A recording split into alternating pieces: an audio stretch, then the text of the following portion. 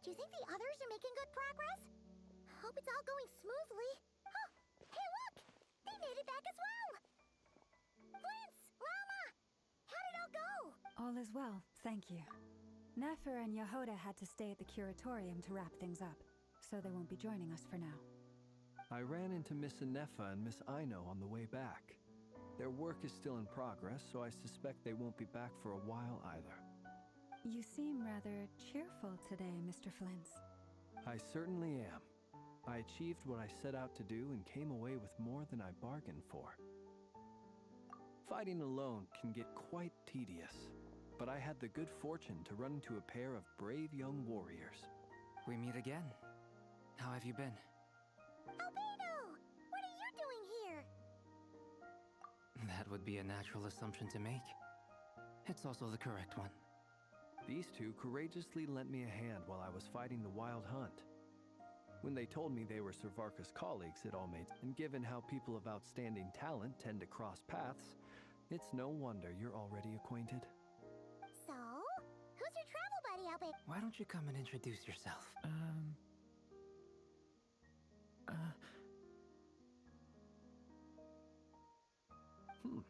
A gentleman of few words, I see.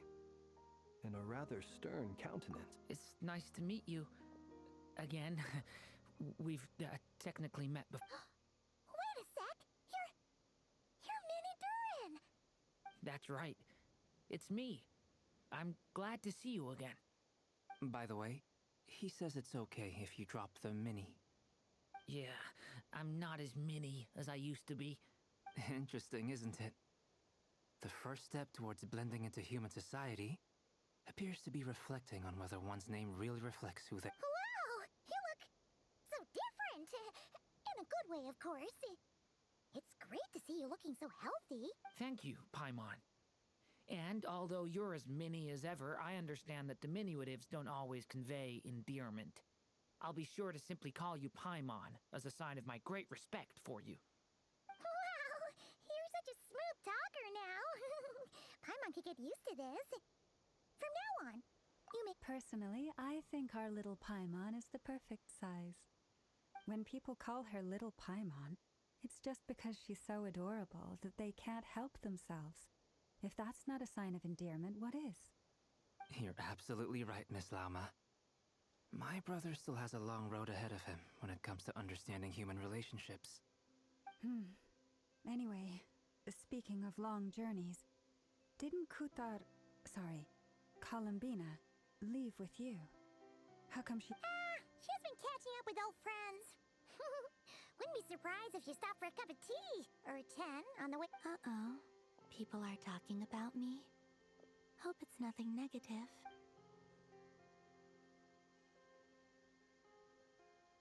Judging from your expressions, I'm guessing it all went well? It's getting crowded here. I'll go grab some chairs. No need. This is a job for an alchemist. I'll whip some up. Thank you for your hospitality, ladies and gentlemen, but I was merely escorting my friends back. I'll be meeting Zendrone shortly, as we still have some things to discuss. It's been a pleasure, everyone. But this is where I'll say goodbye. We really appreciate your help. Oh, come on. Spare the formalities. I'm just glad I could help out some true friends. I understand. Well, bye for now, Harlequino. Oh, this place is hopping. It's probably a good thing one of us left. Otherwise, we might not fit all these people in. Are you saying we're about to run out of chairs? As a matter of fact, I am. Come on in and see for yourself.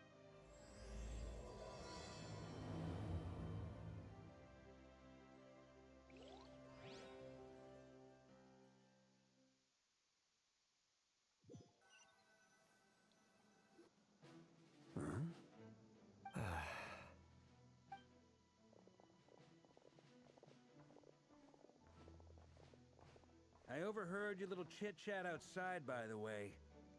With Miss Columbina's colleague gone, we should be back to the original crew plus the other colleagues I brought in. Though, it looks like we have another new face. Someone else managed to rope in a colleague too?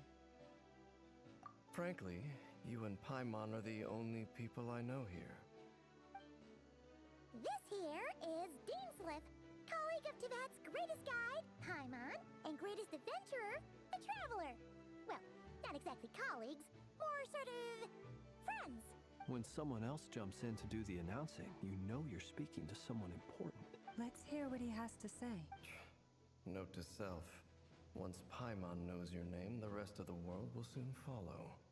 When he comes looking for us, it's usually something important. Paimon's guessing you've heard about the Wild Hunt, then. From the looks of it, you're about to hold a meeting. If I were to say that the Wild Hunt is our mutual enemy, would that earn me a seat at the table? As the saying goes, the enemy of my enemy is my friend. Mr. Dainsliff, there's a seat with your name on it. Though, I can't promise the same for everyone else. Hey, Albedo, think you can rustle up a couple more chairs?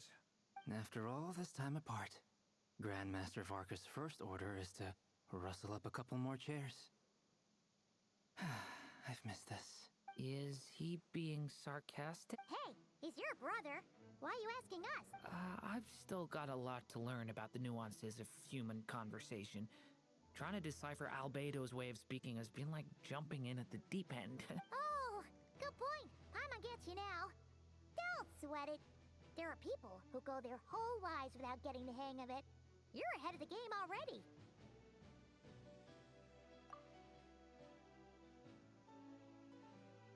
I wonder what's taking Nefer so long.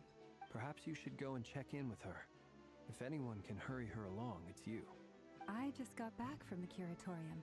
Besides, aren't you curious to see what's taking... Miss Nefer doesn't strike me as the type to share secrets.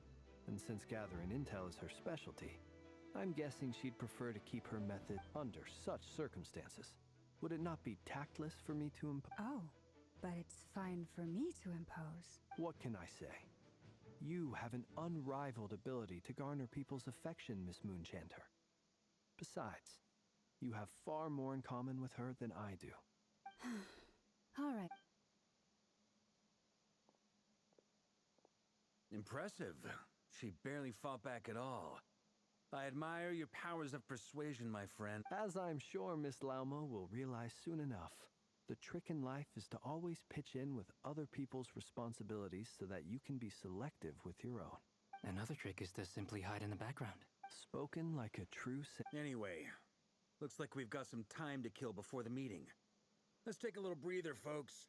And feel free to chat amongst yourselves. We'll get down to business once the other two arrive.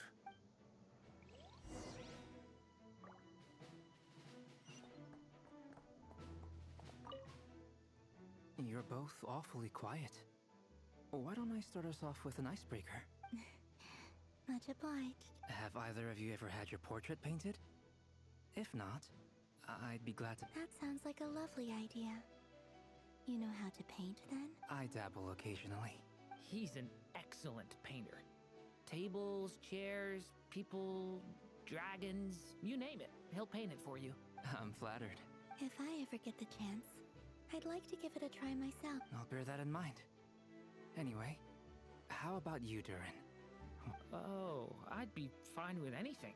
Whatever style feels best to you. Very well. Then I'll play it by ear. You can replicate any style I want? I can try. If you show me a sample, I'll do my best to match it. Thank you. In that case, I'll take a...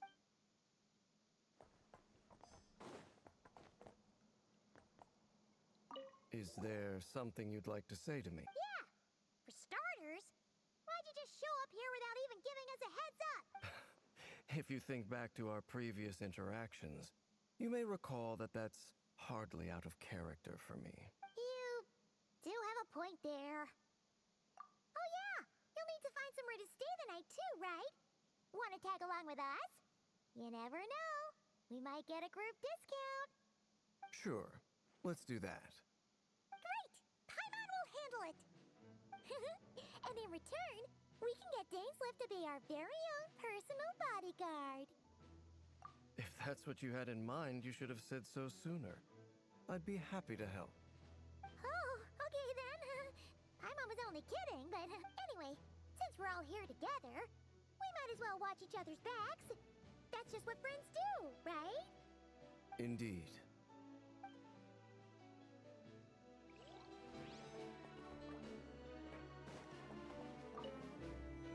Truth be told, I can't remember the last time I was in it. You're not alone there, my friend. Itlua is a... Come on, what? Sorry. I'm not even gonna bother trying to hide it. You've known all along, haven't you, my friend?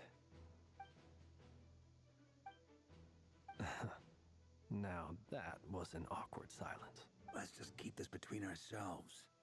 Probably best if Itlua doesn't know, huh? That goes without saying. Gotta be careful what you share with youngsters, after all. Anyone else in the know? Let me guess. The Traveler? It's dangerous being too sharp for one's own good, you know. Then, in the name of the Animo Archon Barbados himself, I swear, your secret's safe with me.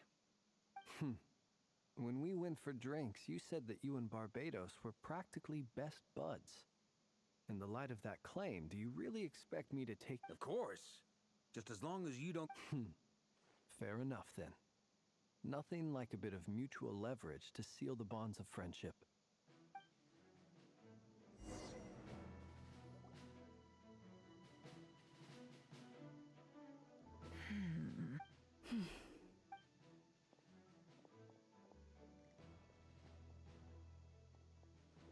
Ah, Miss Nefer.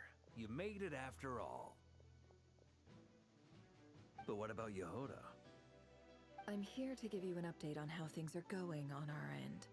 Once this is over, I'll be heading straight back to continue my work. I left Yehoda back at the curatorium to watch over things while I'm gone. Huh. So much for just this once. Shh! Not so loud! We're on a roll here. What if she remembers and suddenly decides to back it?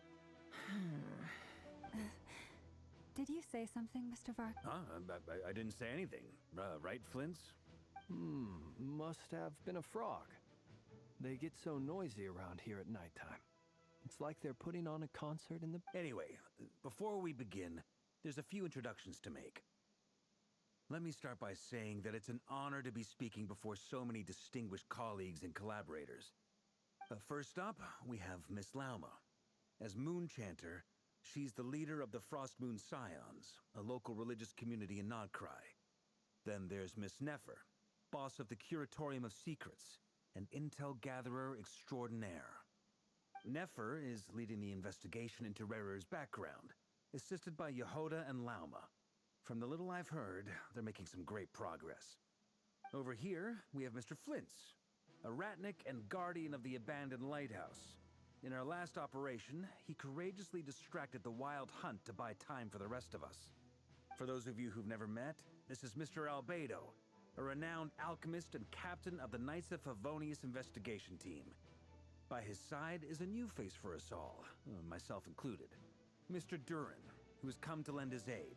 Next up, we have the Moon Maiden and former Fatui Harbinger, Miss Columbina. Then we have the Traveler, who's earned more titles than I could possibly hope to list out, so I'll spare you the rundown. And Paimon, the ultimate travel companion and quite possibly the best guide in all of Tevat. Whoa! That's a lot of people! Great turn! Miss Nefer, it looks like you might have another job coming your way. So, congratulations on the booming business, I guess. You think I haven't got enough on my hands as it is? Who's looking for me now? That would be me, Miss Nefer. I have a commission for you. And you are? Who I am doesn't matter right now. What does matter is that I'd like you to gather more intelligence about the Rechir of Solnari. Well, it's not as if we never take on anonymous commissions, but in your case, I'll have to decline. I'm gonna take a wild guess and say your job's probably more hassle than it's worth. Something about you seems like bad news.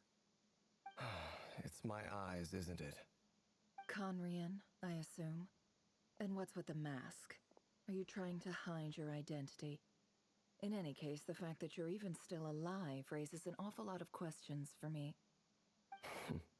My name is Dainsleif. And yes, I am from Conria.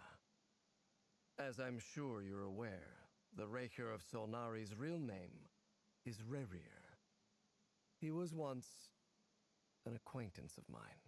Really? Then you must have been quite an influential figure yourself. You flatter me, but none of that matters anymore. My point was simply to clarify why I have asked Miss Nefer to investigate Rerir's back. So you're both from Conria, and it sounds like you used to be friends? What am I missing here?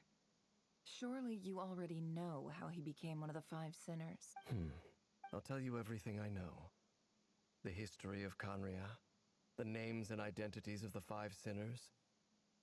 I remember it all like it... I have never spoken openly of this before. But the truth was exactly as people say. The Five Sinners were each driven by their own desires, and it was by playing upon these that the Abyss tempted them to their fall, tearing Conria apart in the process. The visionary, Vedafinir, who wished to foretell the future. The wise, Haroptatir, who sought limitless knowledge. Gold, Rhindaughter, who desired to create life. The foul, Sertologi, who pursued supreme strength. And last, but not least, Rechir of Solnari, Rerir, Ravager of the Moon. Of the five, Rerir is the only one who remains a mystery to me. He never harbored grand ambitions. So what changed in the space of a single night? How did he come to fall like the others?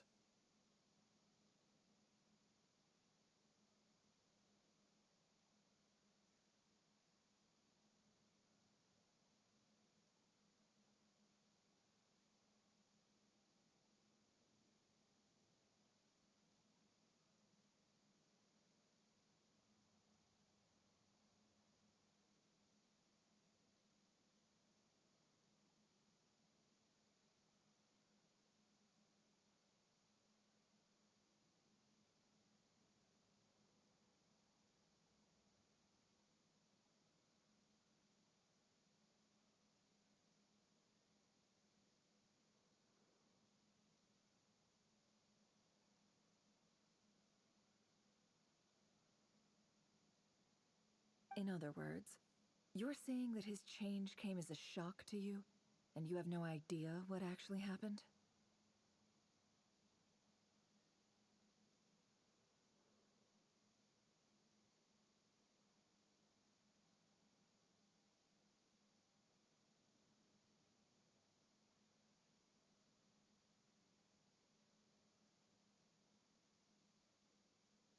That's right. You mentioned how the Abyss tempted them, which led to their fall. But what did that look like in practice? And what other context can you give me about the events of that time? The more detail you can give me, the better.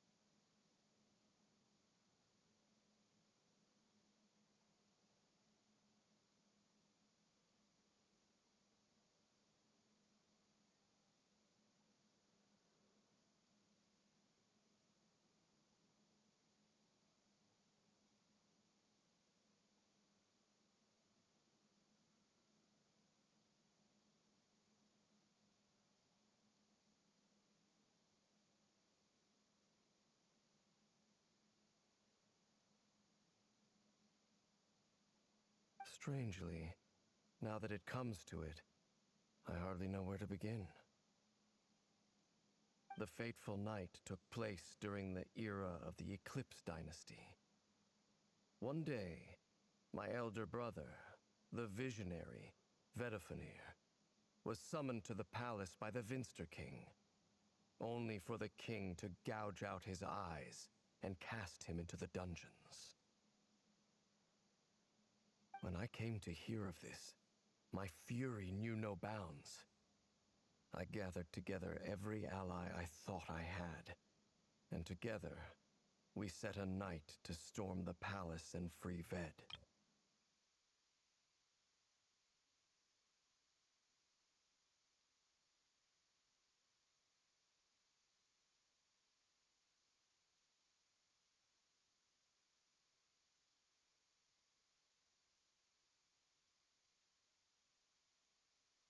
Centuries on, the memories of that night still haunt me like a never-ending nightmare.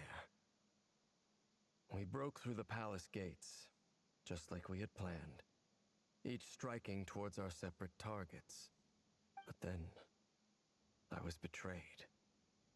Even Vedifenir, the very person I had come to rescue, abandoned me and partook of the Abyss's power. So, it's personal after all. Then tell me, Mr. Dainsleif, what price are you willing to pay? You, of all people, must know that nothing comes for free. I cannot say what price would be worthy of such a commission. But know this.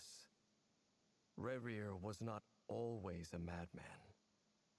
Believe it or not, there was a time when he was just an ordinary man, working for the Conrian Intelligence Service. Uncovering the truth of Rerira's past is the only way to unravel this mystery. But before you decide if you will accept my commission, I will tell you more about him. Enough, I hope, to help you plan your next move. Sounds pretty good to me. Feels like we just flagged down a random passerby, only to discover he's actually a master strategist who has a score to settle with our enemy. Can I borrow your halo? It could be useful in the light. Hey, enough with the wisecracks! Besides, isn't that lamp of yours bright enough already? Relax. It was meant to be a compliment. If that was a little over the top for your liking, I'll make sure to tone it down next time. I'll give your proposal some serious thought, Mr. Dainsleif. Let's speak in private once the meeting is over. Before that, there's a few things I'd like.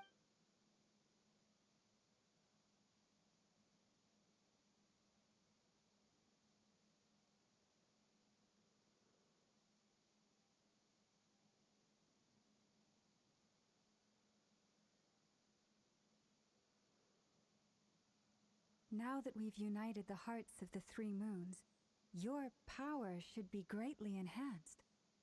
But it seems like that hasn't... I believe it will take a little. You've done so much for me, so I want to be completely honest with you all. Even though I'm doing a lot better now, the truth is, my recovery will likely be an ongoing process. From the moment I was born, my power has been slowly ebbing away. And that is because Tevat has never accepted me. Even with the moons united as one, it seems my rejection cannot be undone. So far, I have yet to find a solution. It may turn out to be a problem that will plague me until the day I finally leave this place behind. Even so, I will do everything in my power to help you drive out the rerira of Solnari. As Arlecchino put it, this is not about chasing the spoils of victory. It's just a gesture of heartfelt gratitude. Kutar. Defeating the rerira of Solnari will be no easy task. While my strength slowly recovers, we'll also need to gather more Naturally. We should take all the help we can get if we hope to defeat him. We've considered several viable plans now, but our choice hinges on the answers to a few key questions. Is it even possible to kill Rerira? What experiences shaped the person or monster he became? And what's he really after? Given Albedo's expertise in alchemy, I think we should leave him to try and answer the first of these questions. Understood. As for the other two, I'm afraid we'll have to count on you again, Miss Nefer. Believe me when I say it's not my wish to burden you. But right now, relying on your skills is our only option. So you're placing all your hopes on me, huh? We can't thank you enough for agreeing to help us. Honestly, I can hardly believe how lucky we are. You sure have a talent for changing your tune, Miss Moonchanter. Timid like Yehoda one moment, then flinches insincere flattery the next. Ladies, please. I must object to your portrayal of me. That's all. Feel free to keep bickering. Just pretend I'm not here. I almost don't want to leave this room. I'm curious to see how the... I have faith in you, Miss Nefer. Something tells me you'll stand by us until the very... Oh? And what makes you so sure of that? What if I suddenly decide that my compensation is in... This isn't about the money. I can sense that you've got a deep-seated distaste for rerira.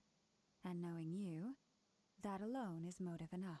Look at them getting along so well. Like two peas in a pod. And I'm the one they accuse of insincere flattery. There is no justice. Miss Lauma, you have to understand something. Unlike you, I don't actually enjoy having everyone's hopes on my shoulders. Is that right? Well, maybe the fact that I'm willing to put my hopes in other people says more about me than you. But the fact is, I also trust you. And that's because I know that you're someone we can count on. Anyway, we've got our plan, so let's get moving. Mr. Dainsliff, let's talk. And Traveler, once we're finished, if you've nothing else planned, I'd like you to come with me. This whole experience is teaching me a lot.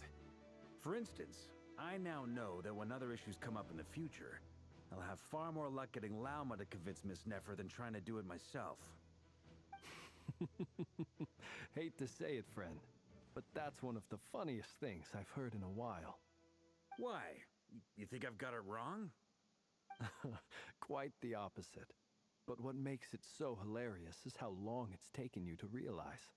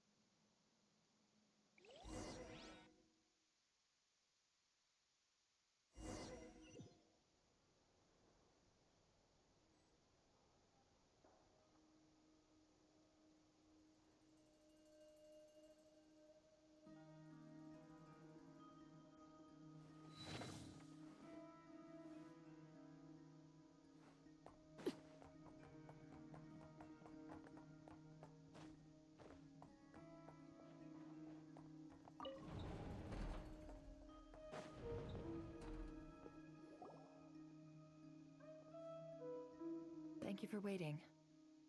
It's okay. We actually used the time to help Dainsliff get a room at the hotel. That's very considerate of you. Now, I trust you share my curiosity about Rerira's past, and you seem fairly familiar with Mr. Dainsliff already. We spoke at some length after the meeting. He was the one who suggested I should invite you to join this operation. He feels confident that these secrets will be safe with you. Dane has a lot of faith in us, that's for sure. Likewise. I appreciate that you got right on board without interrogating me about why I invited you. It shows that you trust me to explain everything in due... That's because we know what you're capable of. We appreciate you too, Nefer. You might have been forced to help in the beginning, but this time, it was your choice. That's one way to put it. Another is this, that once a decision's been made, it's set in stone. After that, my only goal is to see it through. Alright, so here's how it is. I'm going to access Rerira's thoughts again using my confidential method. Now, I'm sure you've seen things like this before on your travels, so you're surely well aware of how dangerous it can be. The reason I've gathered you all here is to ensure my safety during the proceedings. I plan for us to enter the fragment of his consciousness together, and once inside, I will focus on searching for information. Think of this as a diving expedition into someone's brain. If I'm the diver, you are my safety equipment, tasked with keeping me alive while I'm under the surface. Once the ceremony begins, we will all be spying on privileged information. But in the interests of safety, you must remain absolutely silent at all times. We will discuss our observations after the ceremony has concluded. Lastly, any individuals of a weaker constitution are advised not to partake in the ceremony. In any case, Paimon has her own job to do, which requires staying in the room but not joining the ceremony.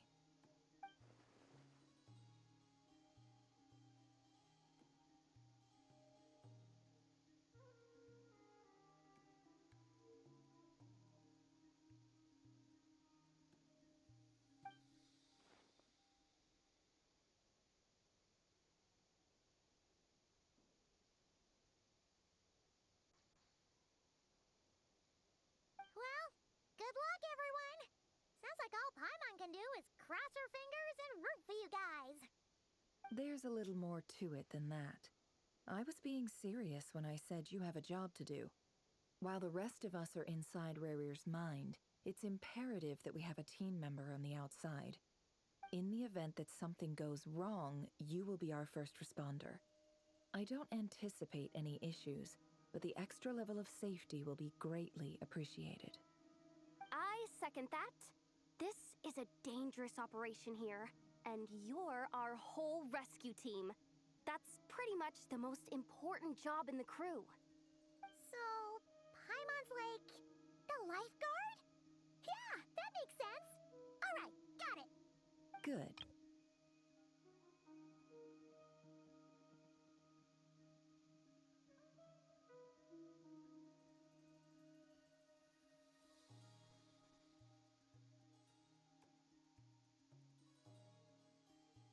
Well, good luck, everyone. Sounds like all Paimon can do is cross her fingers and root for you guys.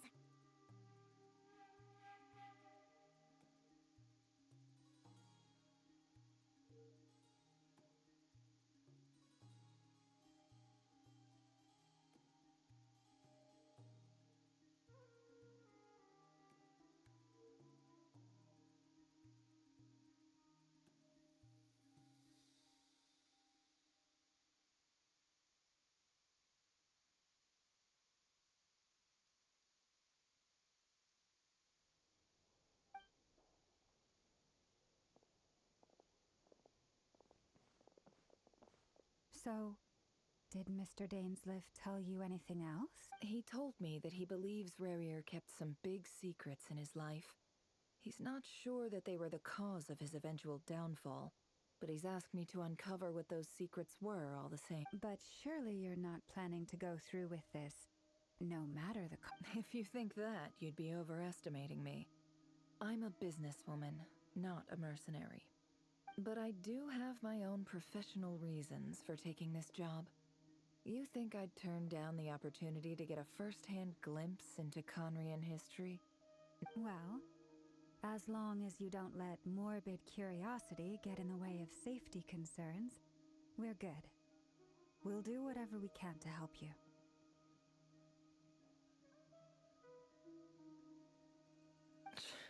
You're such a killjoy.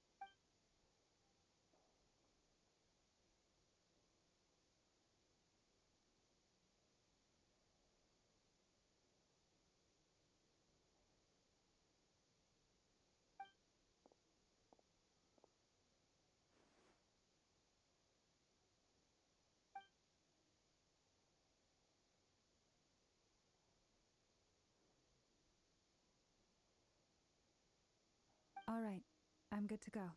All set over here, too. Promise, Paimon, you'll be extra careful. All right. Let your whole body relax. We're about to begin. Close your eyes.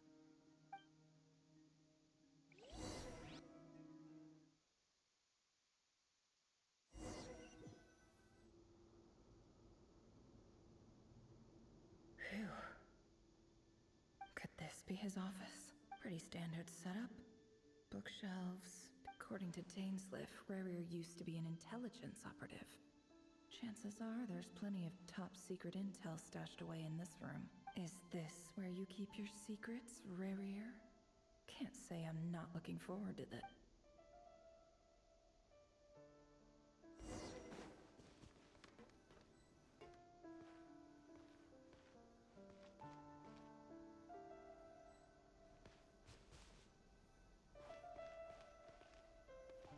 He looks even gloomier than last time. I wonder what's changed.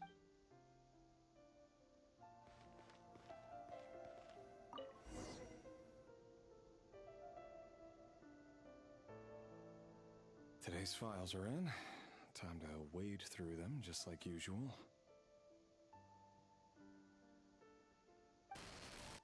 Male, 51.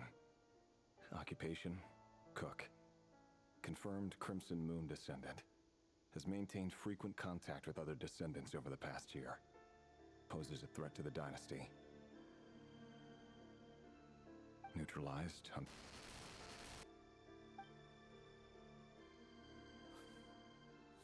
This one should be archived under purged targets.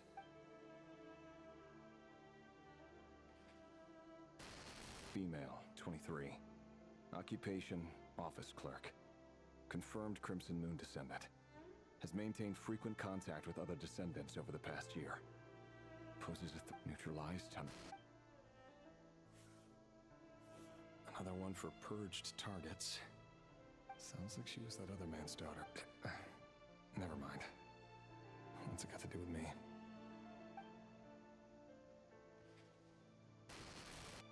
Male, 40. Occupation, teacher. Confirmed Crimson Moon descendant. Has been observed making contact with other descendants during the past year. Poses a threat to the dynasty.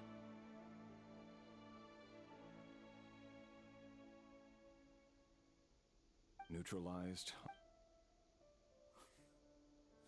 Just another nobody for the archive.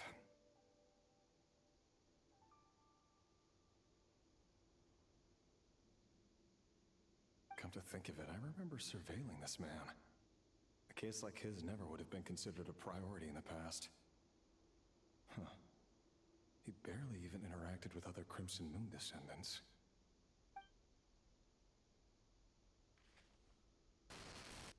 Female, 16. Occupation, none. Orphan and confirmed Crimson Moon descendant. Has been observed making contact with other descendants during the past year. Poses a threat to the dynasty.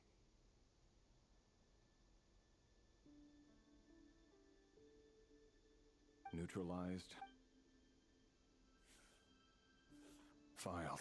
I have no recollection of this girl. None whatsoever.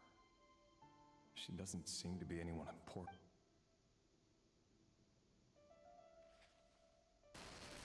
Female, 13. Occupation, none. Orphan and confirmed Crimson Moon descendant. Has been observed making contact with other descendants during the past year. Poses a threat to the dynasty. Neutralized and... Filed.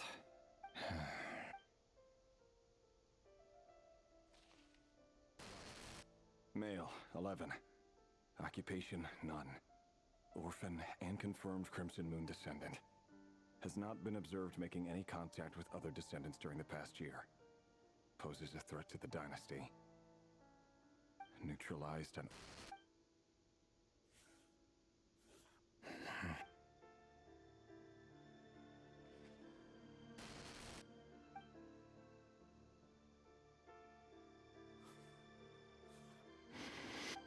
It's funny, isn't it? Your job is becoming both harder and easier at the same time, depending on how you look at it. Sooner or later, the Crimson Moon descendants will be completely wiped out. But as their numbers dwindle, they become harder and harder to track down. That's not how it is. Fortunately, however, most of the able-bodied adults have already been taken care of. The remaining weaklings will be increasingly easy to deal with. No! No. My job is to ensure the survival of the Eclipse Dynasty. And the only way to do that is by eliminating any and all potential threats. It's a perfectly legitimate line of work. Every single one of my colleagues can attest to my fairness. And if my friends were aware of the facts, I know they'd back me up too. Assuming, of course, that they were aware of all the facts.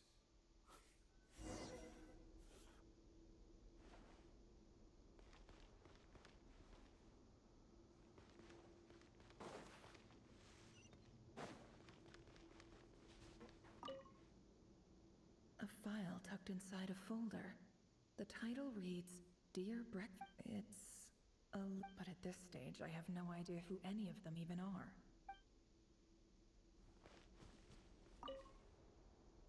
Wonder what kind of encryption technique this is. Seems like it has to be inserted into that camouflage device nearby.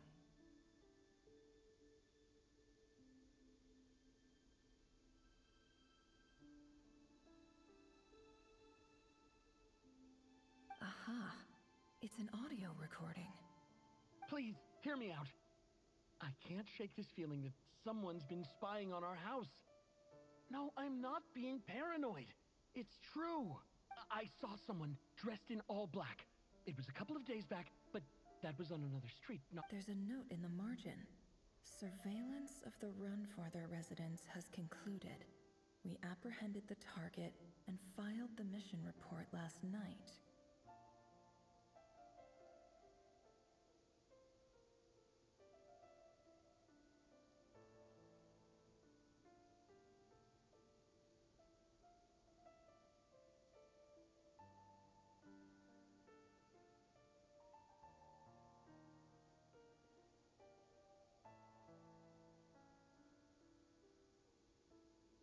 Could the voice in the recording belong to one of Rerir's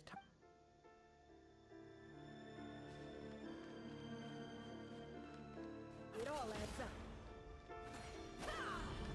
No more lies.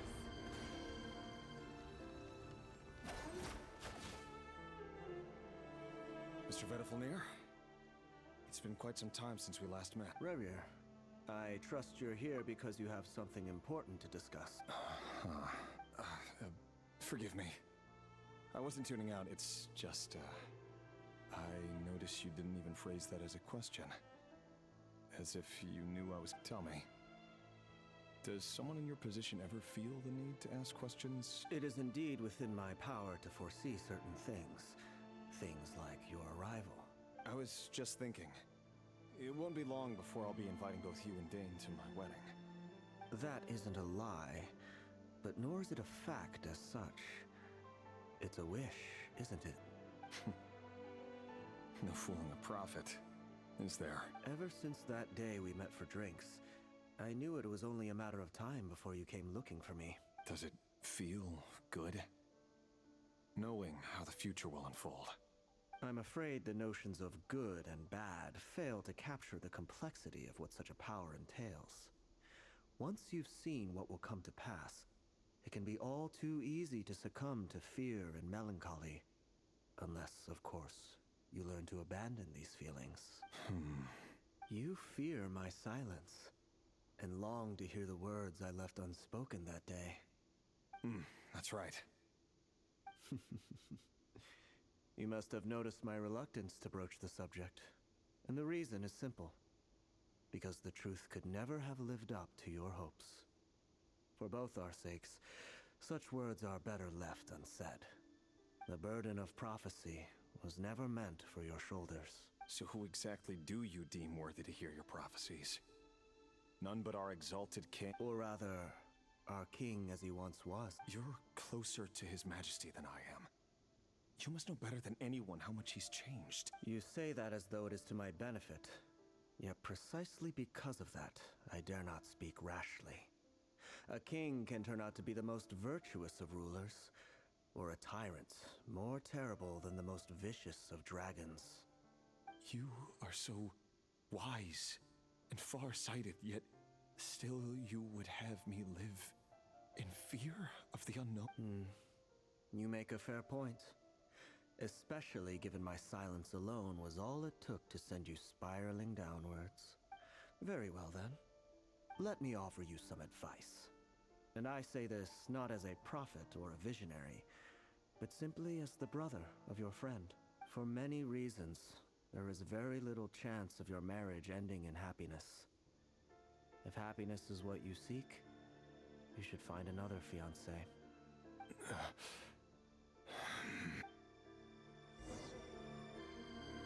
Hold on. There's that same black fog again. Could this memory belong to Thelindis? Wait. Hear me out. This time we finally got a clear look at his face and learned his true identity. His name is rerira, and he claims to be one of the king's guards. What did you say? A cruel irony, isn't it? The man you're set to marry leads a double life as a brutal executioner. Why are you telling me all... Simple. I want you to kill him. You are the only person he would never suspect. No, absolutely not. I would never dream of doing such a despicable thing. So you'll just stand by and watch him slaughter us to the last. Do not forget that the blood of the Crimson Moon flows in your veins too. The blood of the Crimson Moon? What does that matter now? You think that alone is reason enough for me to throw away everything I have? Why wouldn't it be? You two were once a child of the Crimson Moon, just like me. Don't tell me you've never felt so much as a flicker of fury for the way we were trampled into the dust. As long as you promise to abandon this pipe dream of restoring your dynasty, I can try to persuade him. Or have him persuade the Vinster King. Persuade the Vinster King? Do you even know why he's so obsessed with hunting us down? Why he keeps trying to force us to hand over our secrets? Over and over again? Or why we refuse to give up on restoring the dynasty? The Vinster King. A blind fool. His eyes clouded by powers from beyond this world. A petty little man with a miser's heart. And he dares to sit upon the throne? Mark my words. Sooner or later, Khaenri'ah will fall. And it will be his doing. If you can't bring yourself to do it, so be it. Just you watch. It won't be long before calamity descends upon us all. The rerira of Solnari. That really is quite a secret you've been keeping from me, rerira. But who am I to talk? Am I really any better? I've kept my own past a secret. Love should be built on honesty. But ours was born from lies. Is it really so wrong to hide things that would only make life harder? If we don't cover up the parts that no one else should see, how can we go on pretending to be normal? Vedifulnir must have known all this. And that's why he made his prophecy. In the end, nothing stays hidden forever. But I won't just sit by and watch this disaster unfold. I'll do everything in my power to protect what I cannot afford to lose, no matter who I have to face.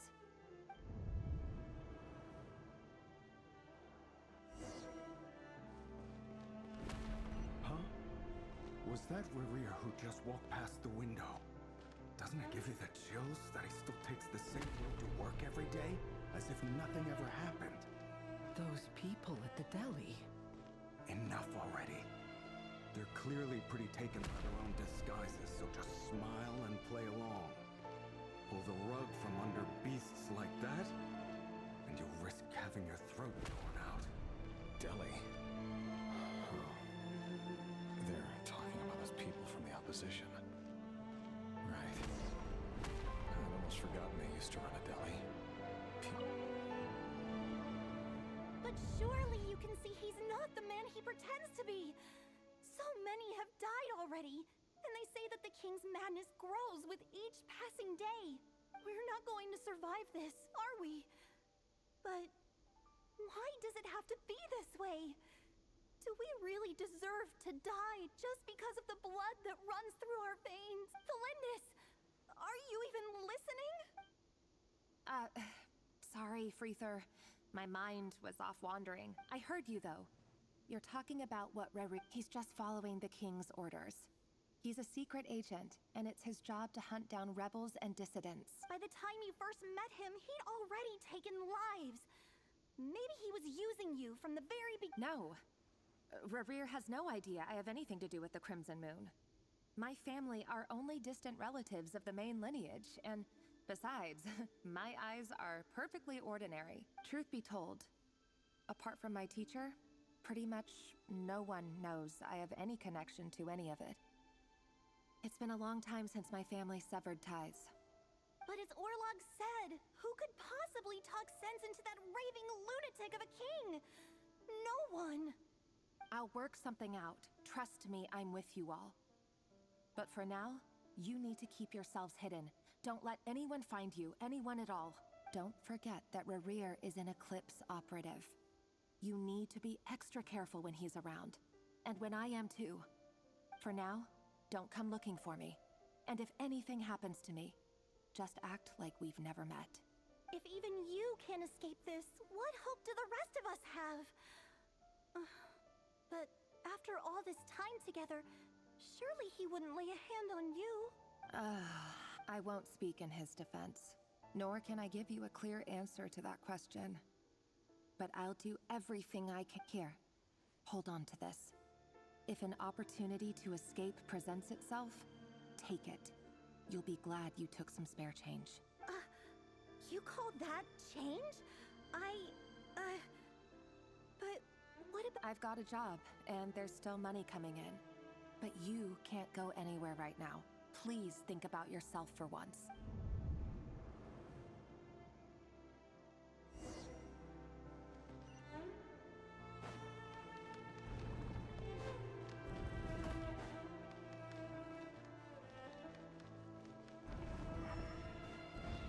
Another day, another round of assassination training.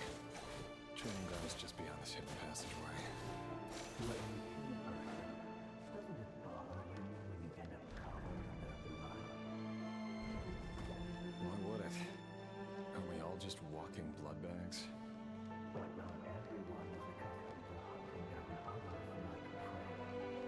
You've been a hunter for so long now, you seem to have forgotten that most people don't just go around killing one another.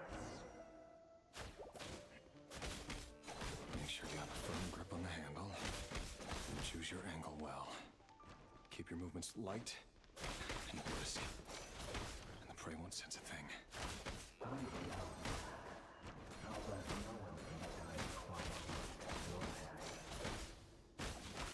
I work clean. No traces.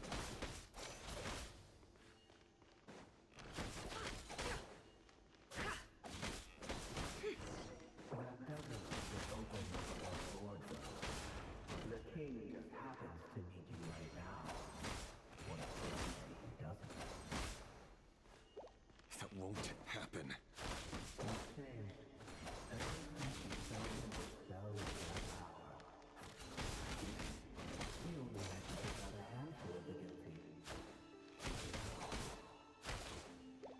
The ones I've dealt with have always been guilty. And I've carried out my work flawlessly.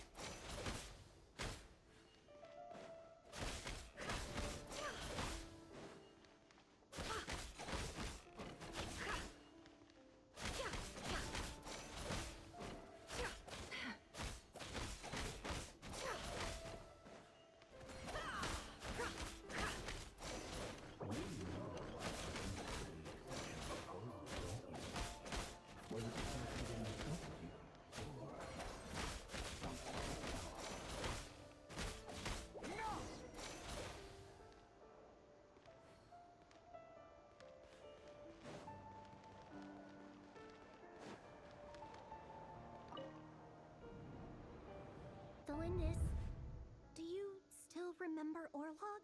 Orlog? The boy who was pretending to sell flowers. You spoke for quite a while, didn't you? Yes, we did. What about him? He was arrested 2 days ago. Chances are he's already dead. I just don't get it! After everything he's done, why do you still stand by him? Or does it mean nothing to you that people keep dying? No, that's not... I need to go now, Thelindis. They're looking for us. You take care too.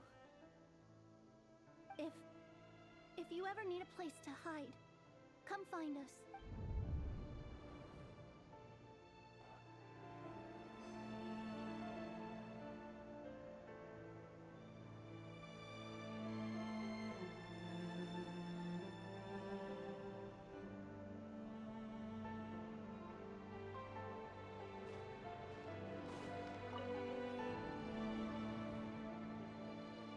Author, Thelindis. Over the course of this week, the research object was subjected to interference for a total of 47 hours for experimental purposes. The results are as follows. All subjects of observation that were sent inside have now...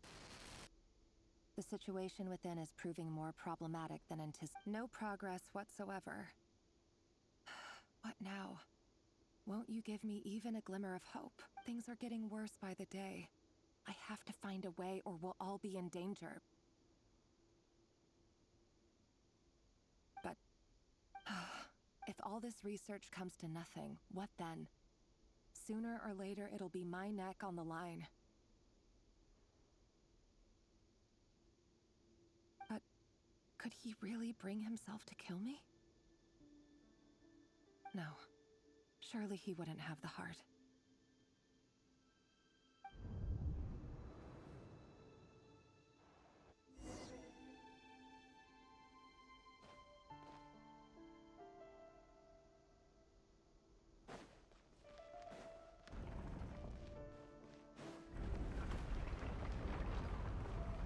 Why won't you just let us go?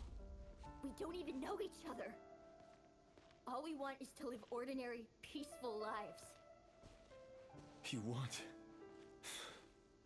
to live?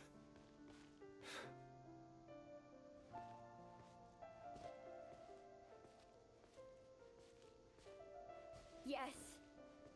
I just want to go on living. Is that really such an unforgivable crime?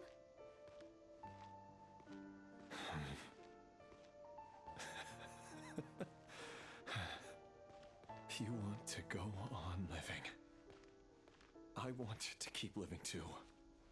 To keep living forever. That's why I have no choice but to continue on the path I'm on. If only some savior would suddenly swoop down and change the way the world is. Too bad that's not going to happen. Imagine that. If there really were such a person, you and I wouldn't be standing here like this, would we?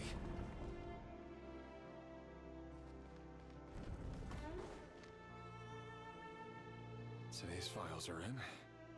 Time to wade through them just like usual. No, I don't get tired of it. It's my job. And not only am I lucky to have it, I'm good at it too. Huh. Wait. Thelindis?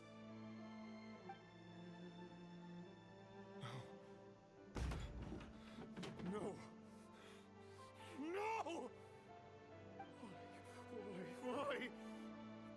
But you bear no mark of the Crimson Moon. How could you possibly have anything to do with them? It cannot be! A diluted bloodline. Carefully concealed. I see it now. You've been living in the shadows just like me. What a fool I've been. Numbing myself with talk of justice. Even imagining my friends would back me up. But in the end, Irminsul. Finster King! How far are you going to take this? From the direct bloodline to secondary offshoots? And then what? Today it's the descendants of the Crimson Moon. Who will it be tomorrow? Will you not rest until everyone down here is dead? No. This cannot go on. This is where it ends.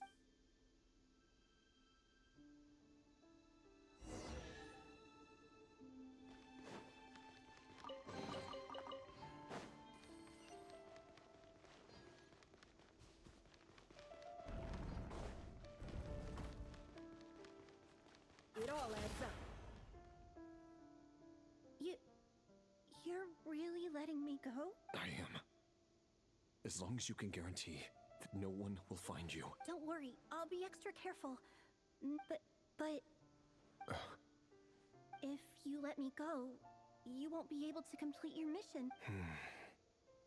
Good point. No, please! I just want to see... Go on living? Yes. I know you're a man of your word. So... If I let you leave, what will become of me? Just kidding. But remember, don't let anyone know you were caught. We'll be seeing each other again very soon if you do. Even shadows in the dark must live by a code. But you can't save everyone.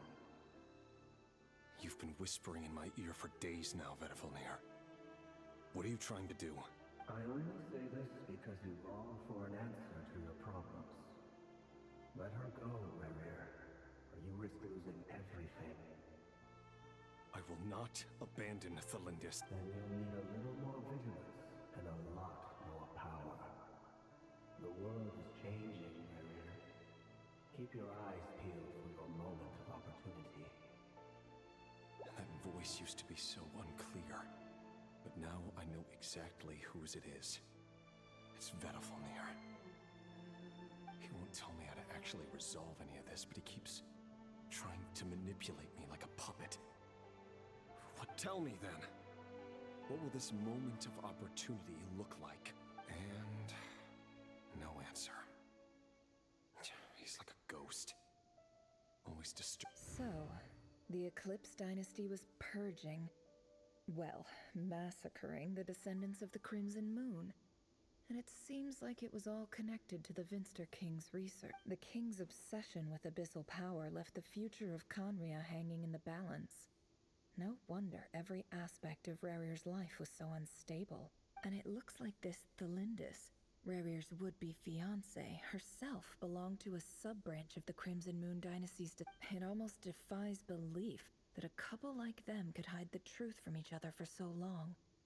If the Vinster King hadn't intervened in such a drastic way, they might have gone on deceiving each other for the rest of their lives. And why does Vedifalnir, Daneslif's older brother, keep talking in Rerir's head? This guy kept more secrets than I have. The human mind is like a vast desert of shifting sands.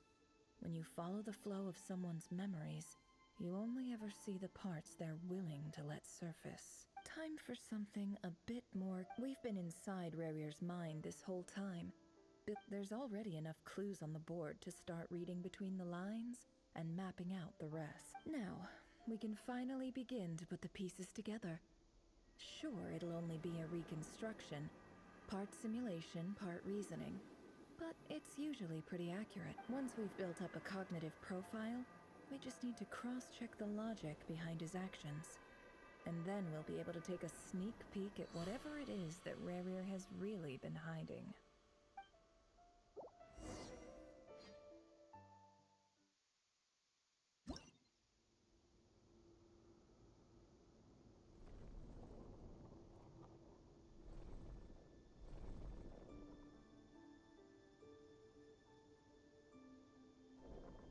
Rerir, are you there?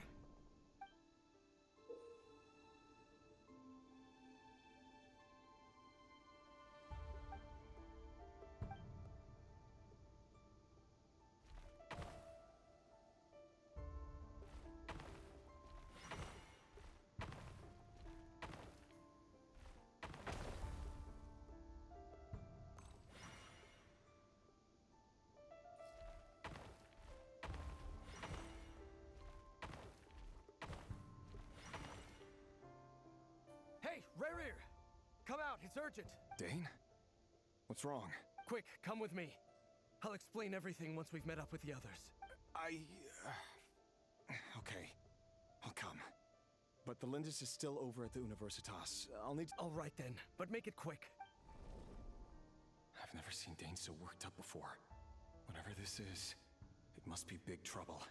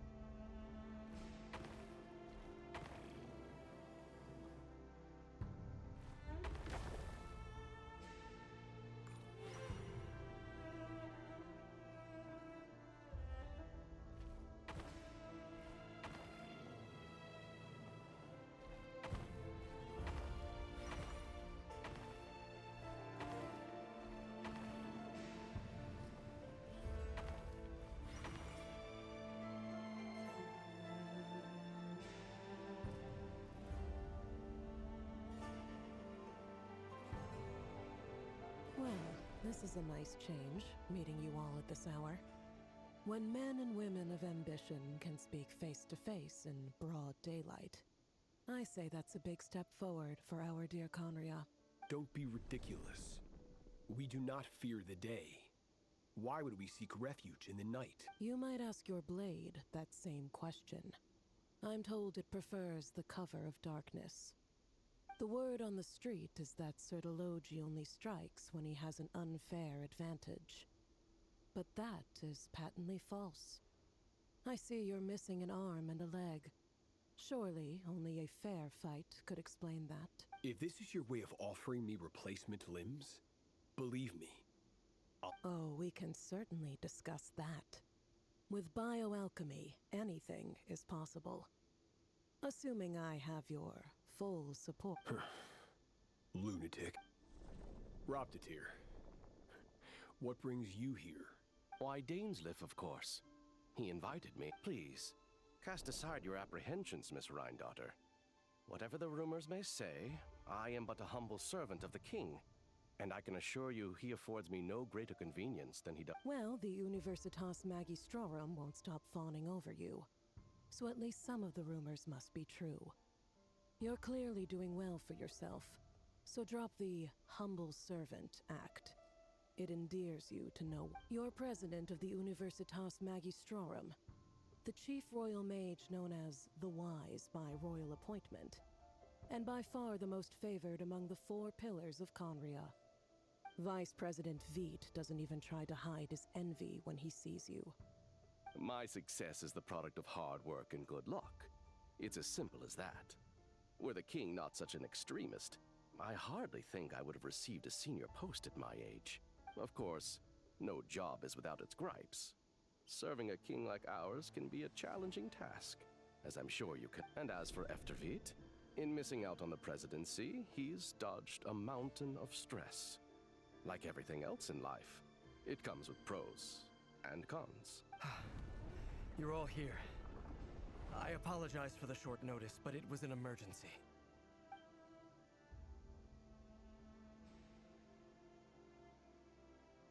You must be rerira.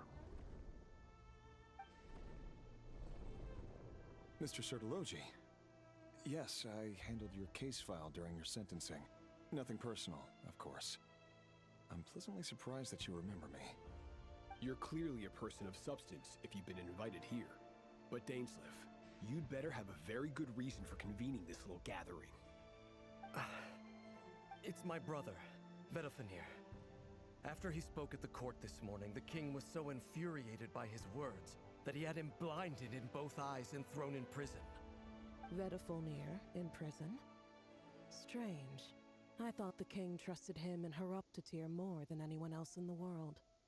Does this mean the king's circle of trust just got even smaller? It has nothing to do with trust. It's about what the king wants, which is as clear as day to anyone paying attention. I simply appease him, because it's in the best interests of the Universitas Magistrorum. And also because you're slimy. Vetifolnir, perhaps less so. But still, a visionless visionary? It rather inclines me to think that qualifications are not what get you ahead in Conria. Do you honestly think this is an important discussion to be having right now? Dane, what are you planning to do? Rescue Vetifolnir, I assume.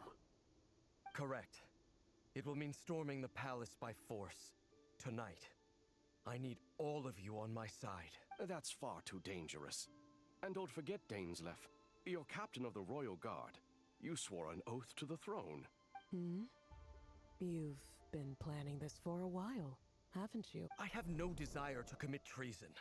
But whatever critique the king may have of Vetifolnir, disfiguring your most loyal subject for putting the best interests of his court and nation first, this is not the conduct of a wise ruler. My blade will force the king to see the error of his ways. So, Vetifolnir's prophecy enraged the king. I'm sure it wasn't what he wanted to hear, but if he won't take counsel even from the visionary, that is deeply troubling news. The extent of His Majesty's madness is now all too clear. The question is, how does a man like me get out of this situation unscathed? You have noble ambitions, Dane. But I'm afraid they don't do much for a guy like me. I'm not interested in saving the world. All I want is a letter of pardon. A letter of pardon? For whom? Thelindis? The chances of the Vinster King issuing a pardon for anyone connected to the Crimson Moon seem vanishingly slim.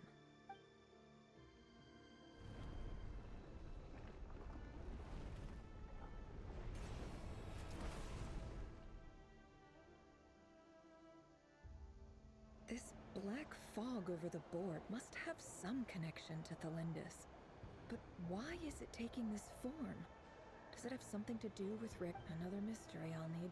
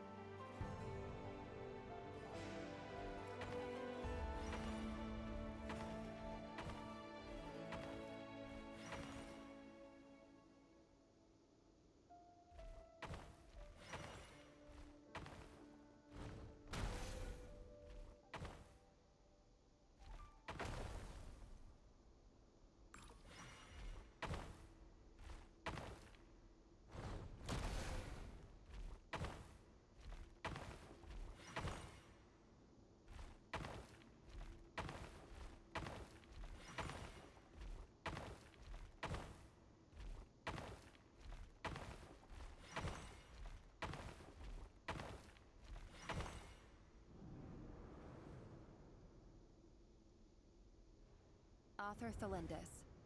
Over the course of this week, the research object was subjected to interference for a total of 60 hours for experimental purposes. The research dating back to the Crimson Moon Dynasty has established 2 points regarding Moon Marrow. Firstly, its origins have something to do with a god's power. Secondly, it serves as a portal to an as-yet indeterminate location. Moon Marrow can thus be defined as a spatial gateway. However, there are a number of hurdles to overcome before we can answer the question of where it leads to. To start with, opening the gateway requires a specific power source, which the relevant literature indicates an enormous amount of power is then required to keep the gate open. Currently, the total power output of our instruments remains in the single digits. To make matters worse, I am now the only staff member remaining in the Moon Marrow lab. The Universitas Magistrorum recently decided to move most of its personnel into abyssal energy research, which has stymied all Crimson Moon-related projects. This is not a wise move. I have always maintained that placing all our hopes in a single source of power is risky, especially one as poorly understood as this. As well as making ourselves overly reliant on a single resource, we are neglecting other promising technologies. I apologize if this comes across as disrespectful. But as a Moon Marrow researcher, I desperately want to see the world beyond the gateway. If we really made it there one day, what would we find? And how would we go about taming the unknown? My imagination is endlessly fueled by questions such as these.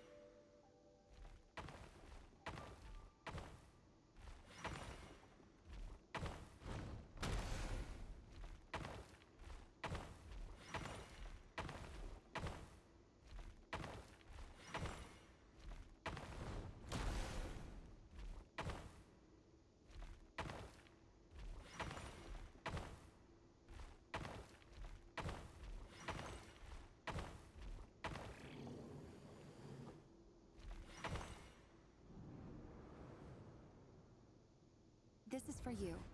I heard you're gonna leave the city with your parents. Belindis, did you? I've heard nothing. Rerira got back very late last Friday, and he was acting a little unusual, but he slept pretty well, so I'm guessing whatever he did. You never saw him, and I don't know what he did. And this conversation never happened. You understand? What if he finds out that you pried into his secrets? Don't be silly. I don't know what secrets he does or doesn't have. All I know is he's just a normal guy who happens to run some errands for the king. Are you scared of him? I don't know. The Rerira I know doesn't match the person you all describe. Logically, I should be scared of him. And yet, I don't want to lose him. But enough about that. You should get going, and be careful with the package I gave you. Keep it secret.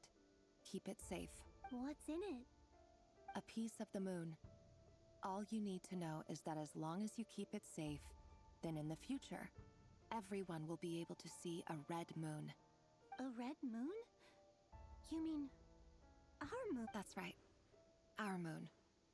Promise me you'll look after it. I promise The Crimson Moon bloodline will never die out. Its light, the color of blood, will become like a fire that flows in our veins, no matter how long it takes.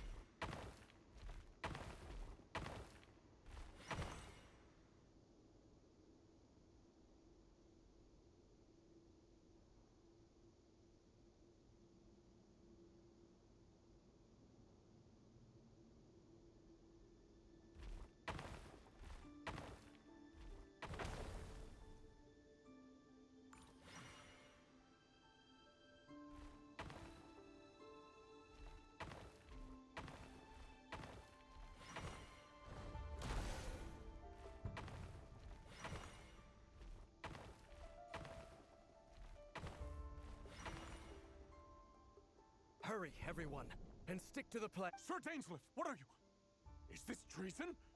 You know what happens to those who betray the throne. Please, don't do— It is the king himself who has betrayed the throne. He has betrayed all of Conria. If you have any love left for justice in your heart, you should join me. It's showtime. Dane and his group will handle the troops in the palace. Then Hraptatyr and Rhindaughter will disarm the security measures. My job is to enter the prison and rescue Vedifalnir. Stay safe. Look after my brother. Draw your blade. It is time for justice to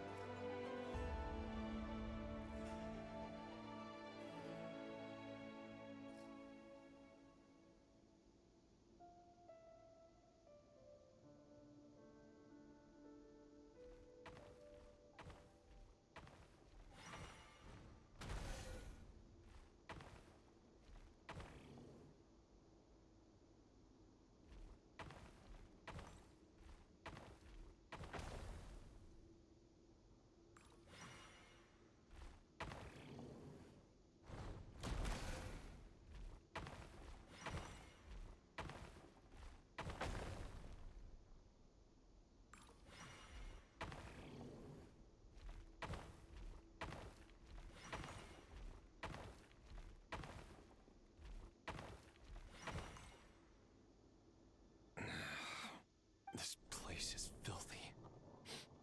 And the smell is abominable. Clearly, the king doesn't allow his prisoners a single shred of dignity. This is dire. Found you. Hello, Mr. Vedifalnir. It's you. Surprised? Oh, wait. I guess surprise isn't an emotion that prophets feel very often. I certainly felt some surprise in the moment when I was blinded. Surprise at the king's sheer ignorance. Surprise at just how unfairly this world responds to words of earnest remonstration. I'm curious. What did you prophet? It wasn't a prophecy. It was a word of warning. Someone had to say it. The king has forsaken all reason in pursuit of his obsessions. I simply told him that if he continues on this path, Conria will But he didn't listen. Worse still, he stabbed you in both eyes and locked you away. Dane asked for my help. The court is in complete chaos now, but I'm sure you predicted that. Everything is transpiring as I foresaw. Yet I am powerless to change it. Fate is an immutable force. I can but lament as the inevitable. I do wonder whether giving a man the power to see the future does nothing more for him than slowly crush his... Forgive my curtness, Vedifalnir, but the king did not suddenly turn on you today. His suspicions have been brewing for a long time. You can't have wisdom beyond the reach of your fellow man without attracting his fear and suspicion. There are things the king does not want to see. So, he doesn't want you having visions of them either. He blinded you because he thought this would make the visions stop. He wasn't entirely wrong. I did indeed lose my power to see the future. Until what? Just now. I believe I saw something new. Well, tonight could go a lot of different ways. 5 of us banded together to storm the palace, also we could rescue you. This will go down as the most tumultuous day in Conrian history. I sense hatred in you, but also hope.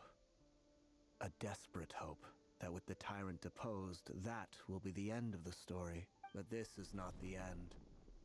It is the beginning of a new chapter, in a whole new... There are many men of honor and courage in this world, rerira. But you are not one of them. You're not here for justice, are you? Is that a dagger? With your abilities, I don't doubt that you were able to recover some of your sight. But I also doubt that you want to make an enemy of me right now. Of course not. We're on the same side. We could be. But I need you to be honest with me, Vedafalnir. You mean your future? With your beloved, Felindis? Yes. And I know there are bigger things at stake here. A dynasty, a nation, maybe the entire world. But forgive me, I care first and foremost about myself. I can't abandon the one I love to save myself. I just can't do it. But you see a broader picture of the future than I. You see the solutions to the biggest problems of our age. So tell me, what is my... In matters of fate, answers are either right or wrong. What will be and what will not. Maybe you are willing to pay a certain price in the pursuit of happiness, but unfortunately, fate doesn't... That is the cruelest thing about fate. It is unmoved by your sacrifices. That can't be... I know it's your voice that I keep hearing in my head, urging me to see how the world is changing, to seek more power, so I can protect the things I love. You show me disaster, but you won't show me how to avoid it? Why? Why are you doing all... My voice. In your... So, you hear it too? It turns out that we are not so different, you and I. Vedafalnir just broke into the strangest smile I've ever seen in my life. As if he'd discovered some monumental secret. But then he suddenly switched to looking extremely... Very well then. My advice to you is as follows. You must persevere. Whatever trials and tribulations you may face, be steadfast in the belief that they are your path to the... For as long as you live, your story with Felindis shall not come to an end. That is the only chance you have of fighting back. It is up to you whether you believe my words. Regardless, that is all I will say on the matter. I have no right to intervene any further. I will hold you to your word. Thank you for setting me free. In return, I will tell you one more thing that you cannot afford to... Just then, a strange wave of energy rippled through the city. We had... If I were you, I would head to the Universitas The Universitas? I'm sure we'll be seeing each other again. Whatever Vedafalnir said, I didn't catch it. I didn't even help him out of the prison. There was no time to lose.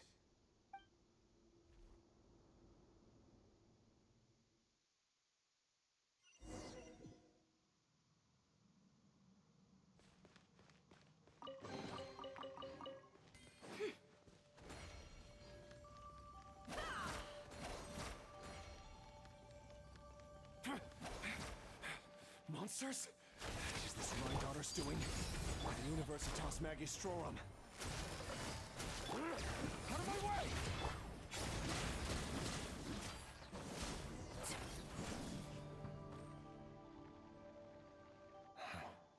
The Universitas. That reminds me of a rumor I once heard. Allegedly, the king installed secret mechanisms in the palace and around the city. No one knows where they are or what kind of power they hold. But if they were ever gonna activate, it would probably be on a night like tonight. Help! Help! Hold on! Don't let them anywhere near you! Save me! I can't! That sounded like an explosion. So, the rumor is true. What other means does the king have at his disposal? They must run on power from the Abyss. And given it's a major center of Abyss research, anyone over at the Universitas will be in grave danger.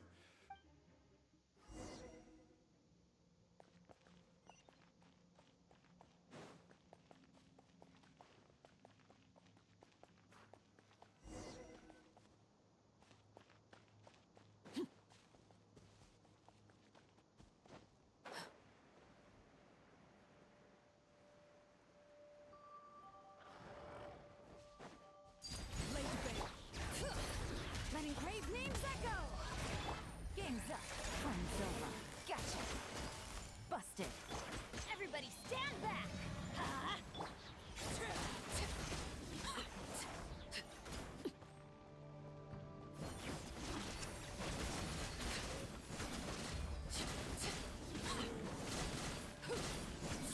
Witness my rise. Bring it! Hear the echoes of the valley! The deception ends here. Gotcha! I'm going in! Let's light it up! Here comes the catch.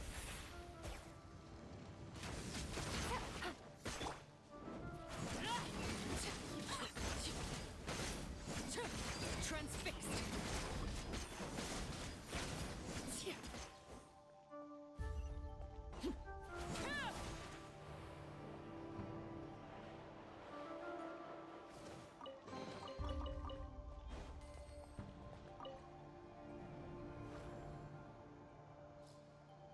Monsters! At the Universitas Magistrorum? Oh no! They're coming! It's no use. The table won't hold out much longer. The weapons. Where are the weapons? Of course. All the lab equipment was upgraded after the inspection last week, but the new weapons haven't been allocated yet. I'm done for. Is anyone there? I need... Ah! Stay back!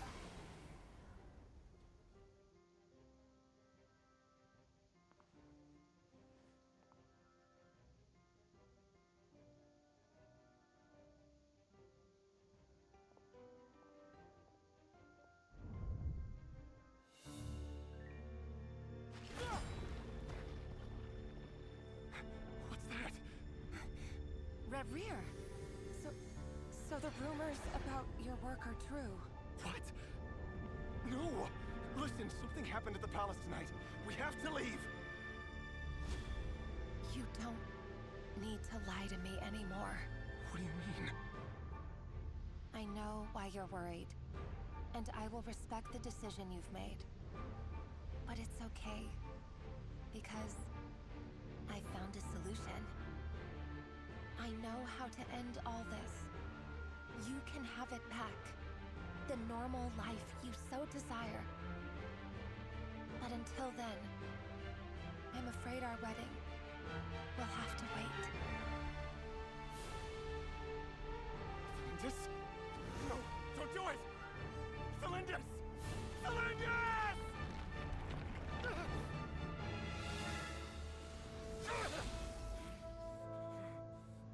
I told you, rerira. Let her go. You will find someone better. No! No, I won't do it!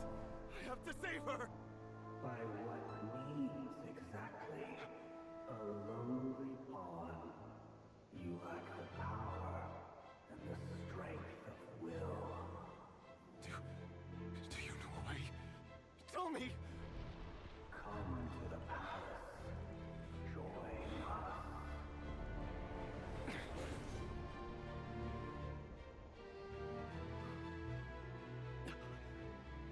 Rerira, thank goodness we...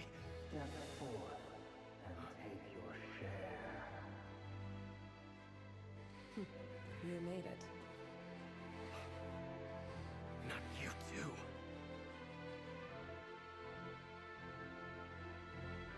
Hatred or grief, despair or desire. We all have our own.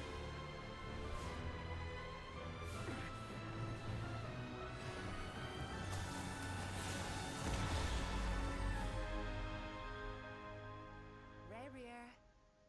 Rerira. Cylindus? Were you daydreaming?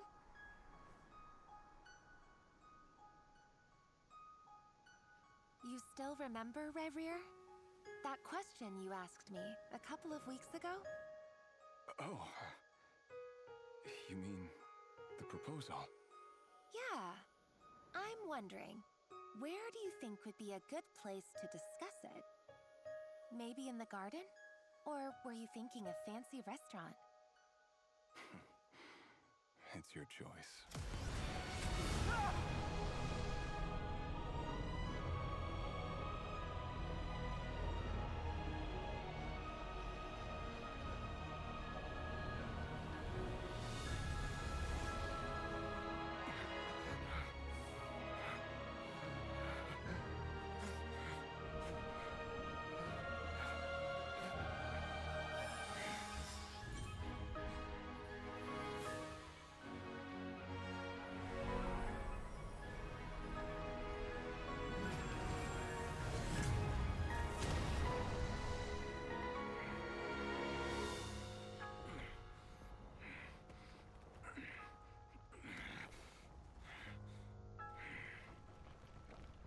I will find you. And then, you can give me your answer.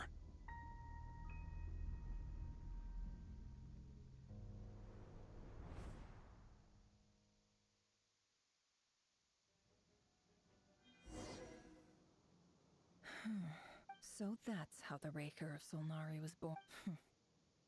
A monster created by circumstance is a monster all the same. Viewing other people's thoughts for too long can get uncomfortable. Right now, in a nutshell, the story of Conria is what happens when the truth falls by the wayside. Everyone tells little white lies, and before long, you have a huge pack of lies that destroys everything. His past is filled with sorrow, but the tale of any fallen civilization is one of endless tragedy. Cruel as it may be, that was Conria's fate.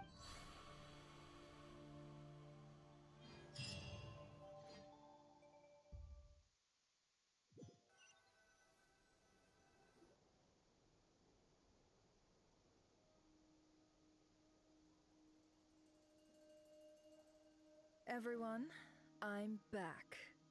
Can I get a standing ovation? Never! How are you holding up? Feeling okay? She's fine. Boss is a pro. Yes, I'm fine. You will have seen the events of Rerir's life through my thoughts. It's now clear that he is just a regular nobody, driven by personal tragedy, as he said himself.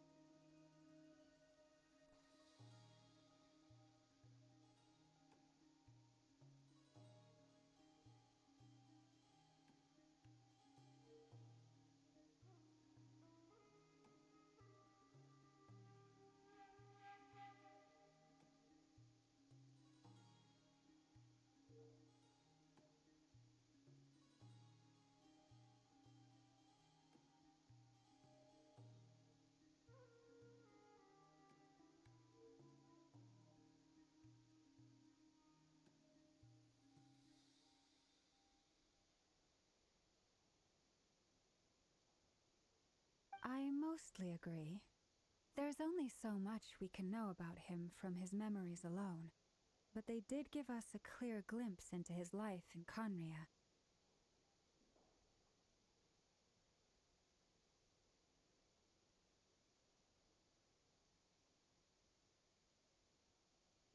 However, I would not consider rerira to be a nobody. He was deeply involved in the events of that era. Yet, when the catastrophe of a generation strikes, nobody is safe. Sounds to me like you're speaking in riddles again. Is this you urging me not to abandon the people of Nodcry in their hour of need? That's not what I meant. Although I do hope you choose to remain a part of the plan. Without you, the mission ahead will be all but impossible.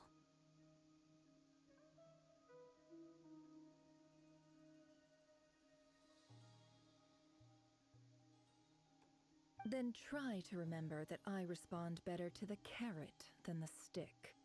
And I don't appreciate being bossed around. Now, as for you, Missy, you were excellent. You stuck to the rules of the ceremony and kept your mouth shut the entire time. Cool!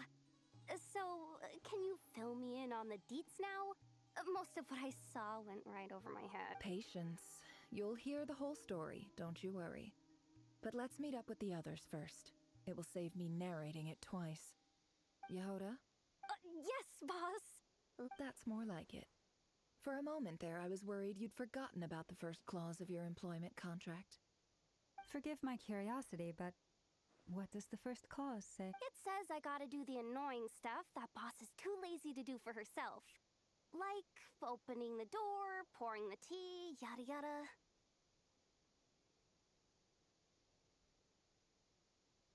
Is that right? If something is in the contract, it's because she willingly agreed to it. Rest assured that the Curatorium abides by the very strictest of labor policies.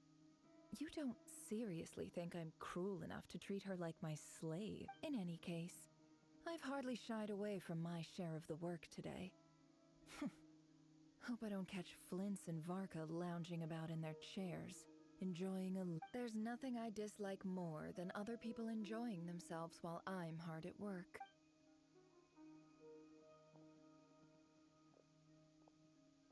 Oh no.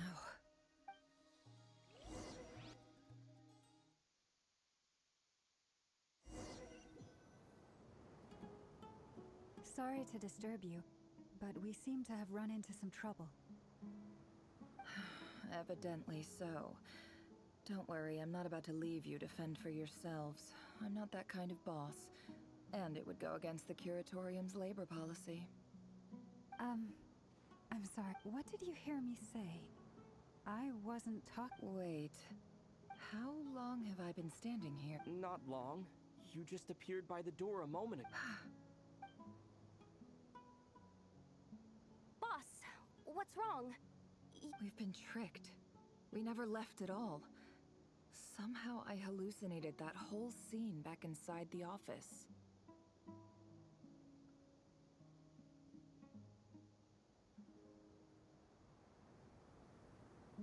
Hallucinated? But... How indeed. This place should heed my will alone. All thoughts and actions that occur in here are just a result of pawns moving across the chessboard in a carefully calculated manner. And nobody has access to this chess set but me. So you control everything in here? More or less. But yes, it's a special technique. Has anything like this ever happened before? Only once. It was the first time I used the chess set. Is there any similarity between what happened then and what's happening now?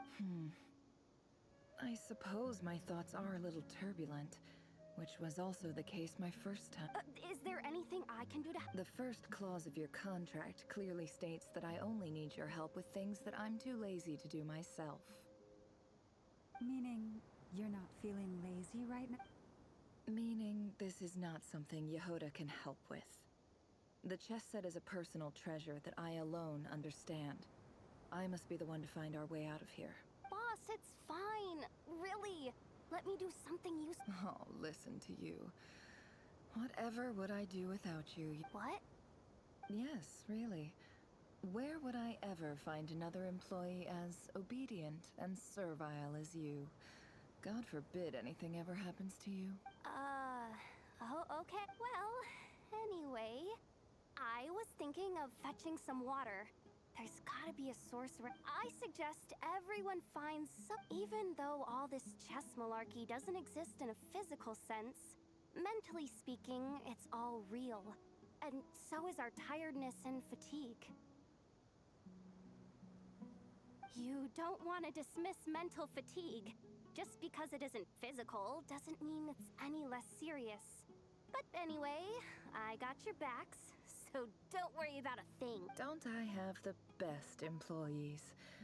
Jealous much? If we can find a suitable time, I'd love to borrow Yehoda for a day to help out at the Frost Moon Scions. Oh, Lauma. Have I ever told you just how pretty you are? Beauty runs from the tips of your antlers to the depths of your imagination. Time to rally, everyone. Follow me. As we continue our journey, the same rules will apply. That means stay focused and no talking no matter what we encounter. And don't disturb the chess pieces. You have my word that I will...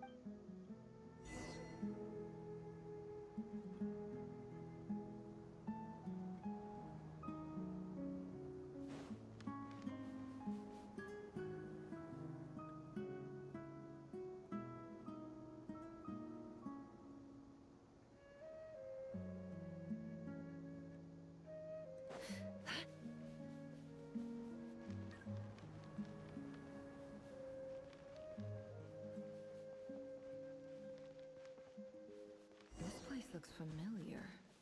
That's not a good sign.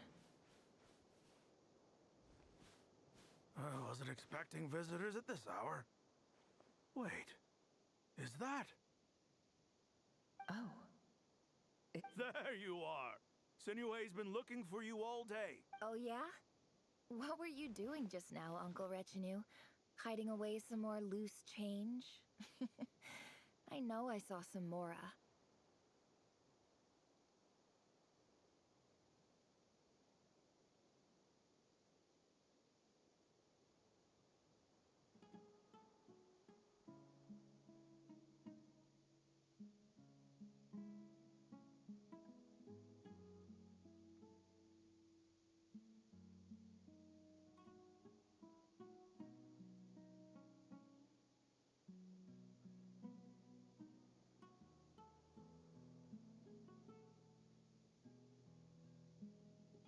What do you mean loose change?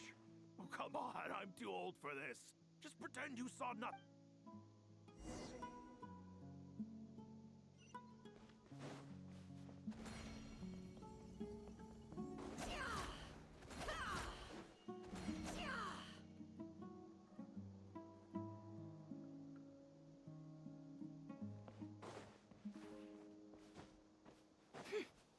Hey, kid. Mind telling me what Sinuhe's been up to recently? I'm trying to get in his good books and I need a way in. Get in his good books? Why? What do you want with my dad, Uncle Apepi? I've written a new song. I was hoping to showcase it at the next festival, but I'll need his approval. A new song, huh? I'd love to stay and listen, but unfortunately, Uncle Retinue says my dad's looking for me. Well, there's plenty of time and I'm not going anywhere. See that pile of stones? I'll be sitting there warming up my vocal cords. Come. Pile of stones. Got it.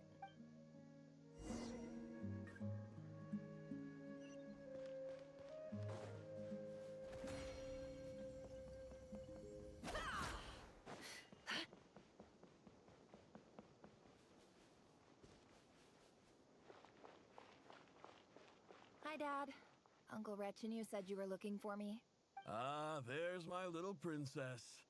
If you'd gotten back just a little sooner, you could have shared the spoils of war with me. Spoils of war? Who were you fighting against, Dad? It was just a figure of speech. The aftermath of a sandstorm is no time. I was talking about our war against thirst. I went out to fix our water supply problem, and now I'm back. We have a well again. That's right. I found a new one and brought back as much water as I could carry. It should last us for a good while. If it wasn't for these blasted sandstorms, our wells wouldn't be caving in. And you wouldn't be spending all your time out searching for new water sources. As the chief of our tribe, I'm supposed to be leading us out of hardship and poverty. Well, you know how prosperous our ancestors were. I've told you all the stories. And look at us now. Squeezed into these hovels. No one would choose this. But things are looking up. I started working with some folks from the academia a few months back. They gave... So you're the academia's... Special ambassador, they call it. Think of it as a partnership. It's nothing bad, okay? We've been isolated here in the desert for too long.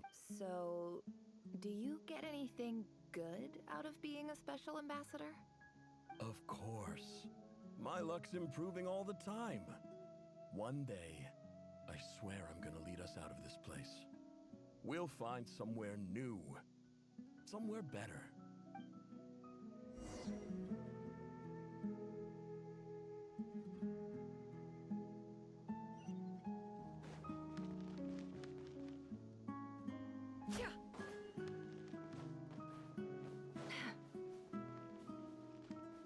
No more lies.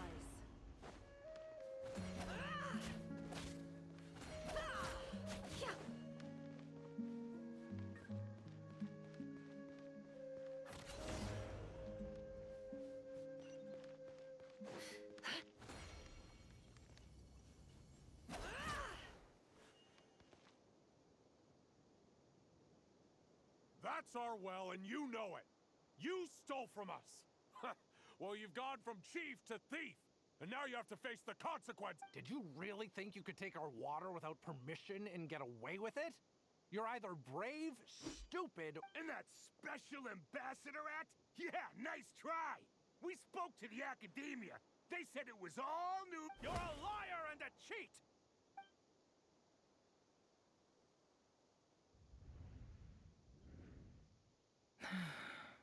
I heard Yehoda gasp, but I don't blame her. Most people are terrified by the sight of blood, corpses strewn across the ground. The wounds are clearly from scimitars and daggers. The desert dwellers' weapons of... There's a handwritten note on the ground. Let's see. Halil, this is Sinuhe, chief of the Shimti tribe.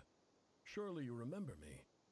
I was the one who helped you and your colleagues avoid the quicksand in the desert. This is my second time writing to you. I assume my last letter must have gotten lost in the mail, as I didn't receive a reply. I hope this one makes it to you safely. I'm writing to you because I need some help. That sandstorm the other day completely blocked up our well, forcing me to look for another water source in Iab and Unut territory. It was a matter of survival. Praise the gods. The well of the Iab tribe was intact. It was my last resort. I drew what water I could and left, but not without being spotted. I fear they will retaliate. You told me to write to you if I ever needed help. I urgently need you to formally recognize my title of Special Ambassador and send some of your people to assist me for a few days. It's the only way I can convince them that this was the Academia's decision and prevent them from retaliating. This is an emergency. Please send help as soon as possible. Looks like this letter never got sent. The writer died a grisly death, and the letter was trampled into the ground. It's badly defaced. Some parts are barely legible. What a ridiculous lie the surviving Shimti tell. Their whole village was butchered over a sip of water.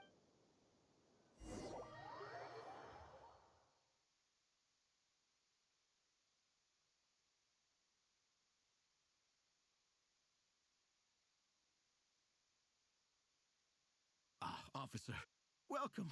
Welcome to our humble village. I thought you would at least have the courtesy to provide some respectable... This is the finest wine Aru village has to offer. I promise.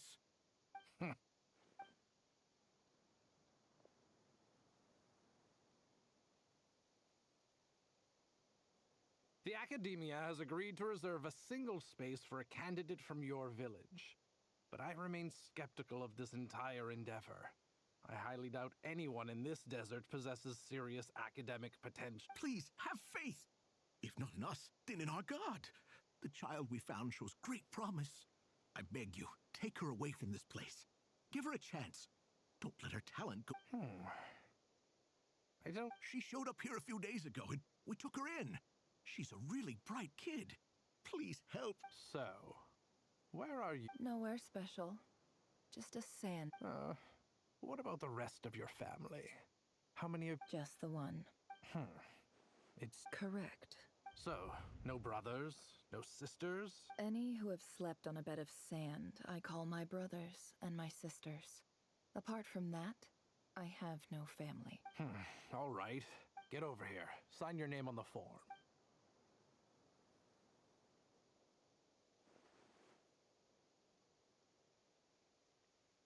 Never? You're rather fair-skinned for a desert dweller.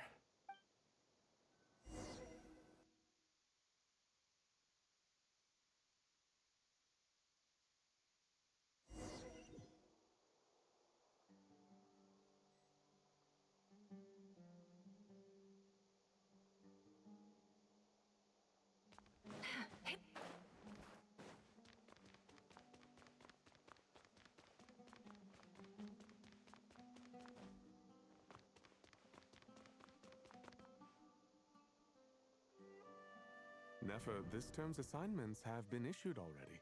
Please read through the materials thoroughly, conduct your own additional research, and then write an essay on the topic. Yes, Professor, I'm aware. I just had a couple more questions. I wanted to get your perspective. Oh? Please, ask away. Well, I saw the other students' problem sheets, and I couldn't help but notice that my assignment is much easier than theirs. Do you really think I'm a weak student? A weak student? Goodness, no. Quite the opposite. You have a sharp mind. Almost too... I think what you're saying is, a weak student wouldn't have noticed the discrepancy. And if they did, they certainly wouldn't complain about the lighter workload. You see, sharp as they come. You see things the way they are. And I'm sure you know why they're like that. Because of where I come from. Because I'm sorry, Nefer. I don't like it any more than you do. It's just... Anyway, you said you had a couple of questions? What's the other one? I wanted to check. If someone sent me a letter to the Academia, where do I go to collect it? Ah, your family wrote to you. Well, as long as they put your name on the envelope, someone should hand it right to you. Not exactly. It's not even a recent letter. I was just curious where the mail would end up if no one collects it. The House of Dana, I expect. I know there's a box for unclaimed mail somewhere in there, probably sitting on a shelf. Whatever you're looking for, that'd be the place to start. Okay, got it. Thank you. Oh, don't mention it. Honestly, I feel like I failed you. I'm supposed to be your teacher. Hey, don't. You're a great teacher. And you do your best for all your students. But the rules are the rules. You're not allowed to teach students like me. It's not just the Academia either. The whole world bends over backwards for the successful and leaves the losers to suffer and die. Oh, my dear child. Don't tell me you've given up on life already. I haven't. I just think that if you want to make it in this world, you have to find a way to become successful.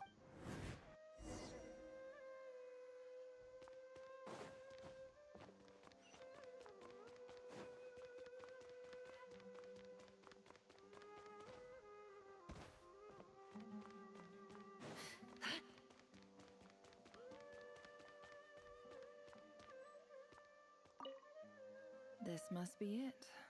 A big cardboard box full of unclaimed mail. And let's take a look.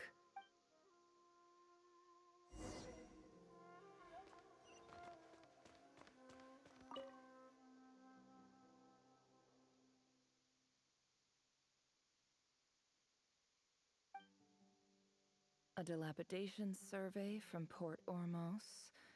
Looks like it's from a Core of 30 representative. What a strange thought. A bunch of mercs losing sleep over... This one was never even opened. I guess the recipient didn't care what the Core of 30 had to say about anything. Who was it addressed to? I don't recognize the name. This one is addressed to the Immorta Sage. The title is Changes Observed in Satyavada Life Symptoms. Why do all these letters read like full-blown dissertation? Guided by the incense, we became lost somewhere in the forest. All the barriers between levels of consciousness disappeared as our minds soared around in circles, looking for a branch to seek refuge on. In clinical terms, these symptoms fit the description of incense poisoning. The Immorta Darshan strictly prohibits the use of hallucinogenic substances, but I believe there are still people getting away with it. For example, my neighbor who always breaks out into this seems like something the academia would want to know about. Why wasn't it collected? Wait, what's this written on the back? The note says, "The sender authored this letter while under the influence of mushrooms. I would send it back, but no return address was provided. Stamped by the Grand Conservator of the House of Dana."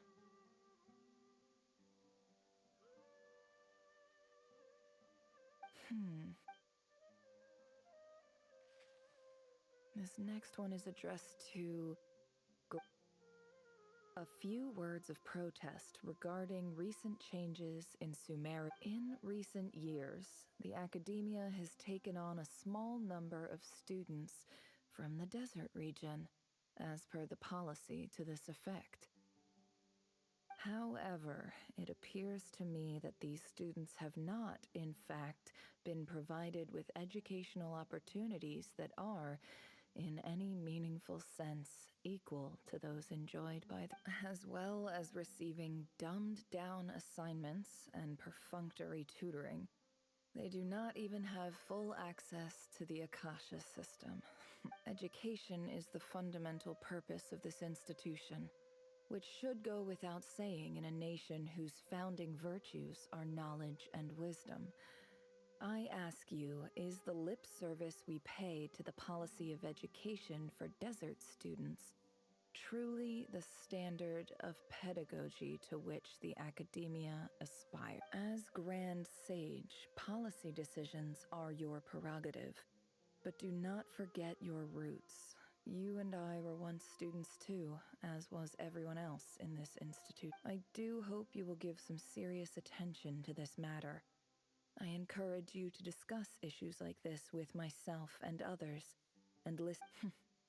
Great letter. Shame it didn't get to where it needed to go. And the sender is... Huh? Sage Cyrus of Spontamod. I didn't realize anyone else even knew how bad students like me have it in this place. So this is where letters from the Sage of Spontamod end up? Nice one, Grand Sage. Whatever. This isn't what I came here for. I'm not exactly holding out hope that a letter sent from the desert would even make it here. But if it did, where else would it end up if not in this box? I can't believe how much discarded mail there is. Must have been years since someone last went through it all. And this is just one box. The whole House of Dana is boxes on shelves. I don't believe for 1 second that any human being has sat down and read through all the documents in this place. Who has that much free time on the... Wait.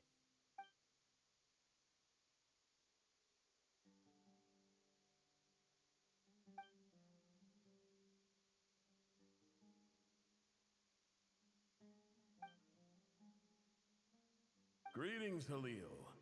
My name is Sinuhe, chief of the Shimti tribe. I was the one who came to you and your colleague's aid when you ran into trouble in the Great Red Sand. I don't know how well you remember it now, but I brought you to safety and gave you some water and other supplies. You seemed very pleased and told me your name. In my tribe, learning a person's true name is serious business, and I therefore see you all as friends. You were kind enough to leave your contact details so we could stay in touch. The Shimti tribe lives a harsh, nomadic existence in the desert. You were sympathetic towards my plight, promising to make me a special ambassador of the academia. This brings me to my reason for writing. Our tribe has fallen on particularly hard times, and I would like to ask for your... There was a terrible sandstorm a few days ago, which blocked up the well in our land. The Eob and Unut are descended from the Thamudi. I found a well belonging to... When we met, you assured me that... That aside, the last time you were here, you mentioned that the academia had started accepting students from the desert, and I told you a little about my daughter. We have next to no resources here in the desert, and my power and influence are... From the outset, the academia never took you seriously. Those things they promised were just empty words. I doubt they even remember the names, and you were so emphatic that your luck had finally changed for the better.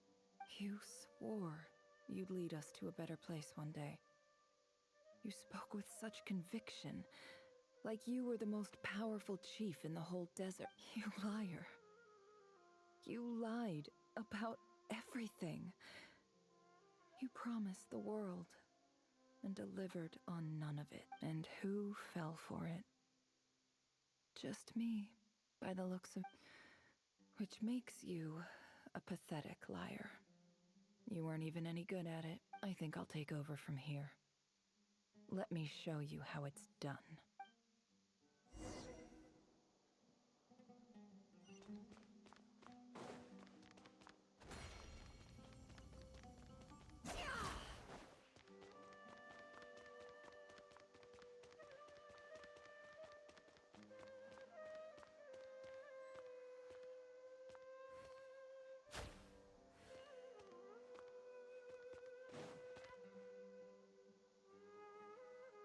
I just came to say goodbye.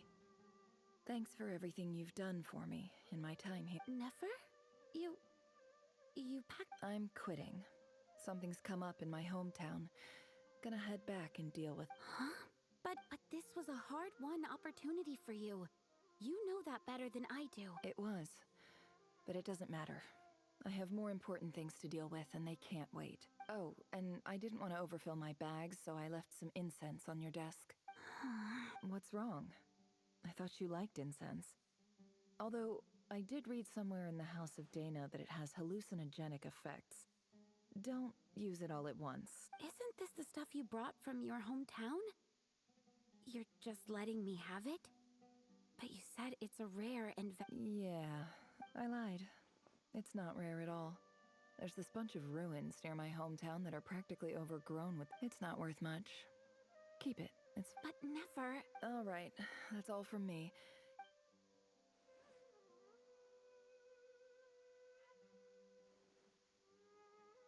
Don't forget me, okay? I mean, we're more than just classmates, right? Yeah, I lied again. That incense is worth a fortune, and it's a rare find even in those ruins. And as for remembering her, I have far too much to do when I get back. No time to reminisce. I'll be lucky if I even make it through this alive. But either way, I expect I'll forget you pretty quickly.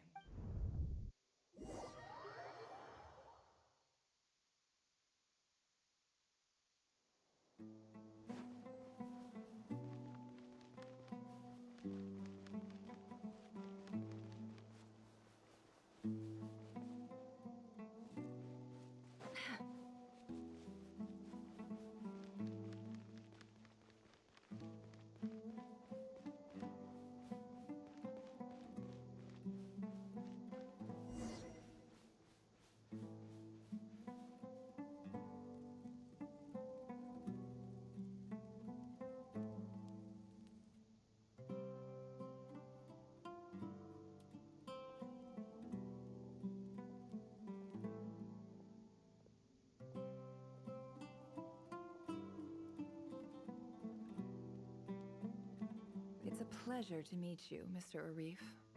So, what does the Academia want? Since they've sent their special ambassador, I assume there's a big business deal to be made. If not...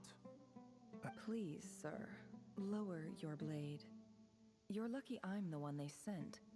Not all special ambassadors share my admiration for the Eab. The ever-shifting balance of power in the desert reduced the once great civilizations of this region to rubble and sand. But the story of the Eab has a very different trajectory.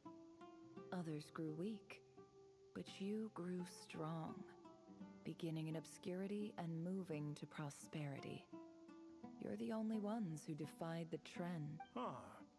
So, you do know who you're dealing with? This well is the perfect symbol of your strength, is it not? It used to belong to the Unut, but it looks like you have control over it now. You're not wrong. But I'm sure you didn't come all this way just to flatter us. Of course not. I came to bring you some very good news. Some information that recently came to light, which might just be your ticket to freedom. Records uncovered by the Vahumana Darshan show that a certain well currently under Eab control is built on top of some ancient ruins. These ruins are of great... I checked the map carefully on my way over here, and I'm confident that this is the well in question. The Academia is offering 50 million mora in return for excavation rights. 50 million? No, wait. If these ruins are as important as you say... Don't get greedy, Eab. We know far more than you think. We know that you seized this well by force. Wasn't that the first step in your rise to power? To drive away the Unut and steal their water supply? So what if it was?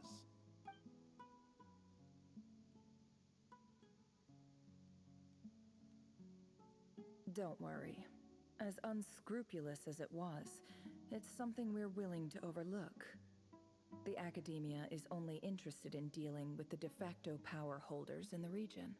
I hope I am making myself clear. And I hope your words are the truth. If I find out the Academia is trying to play me, I'll hunt down every one of your people and make you watch as I cut their heads off one. I assure you, Chief, that would not be in your long-term interests. You don't want to make an enemy of the Academia. You see how I'm dressed, don't you? I appreciate that you've never been to the rainforest, but surely even you recognize an ambassador's attire when you see it. And what does a barbarian like you have to lose anyway? You really think the Sumeru Academia would bother to come all this way just to lie to you? We have more important things to worry about. All right, I take your point. The Academia is the highest authority in the land. I'm sure you're trustworthy people. In that case, we have a deal. We will sell you the excavation right. I'd like to thank you, Ambassador. This is good news indeed. Excellent news. In fact, it calls for a celebration.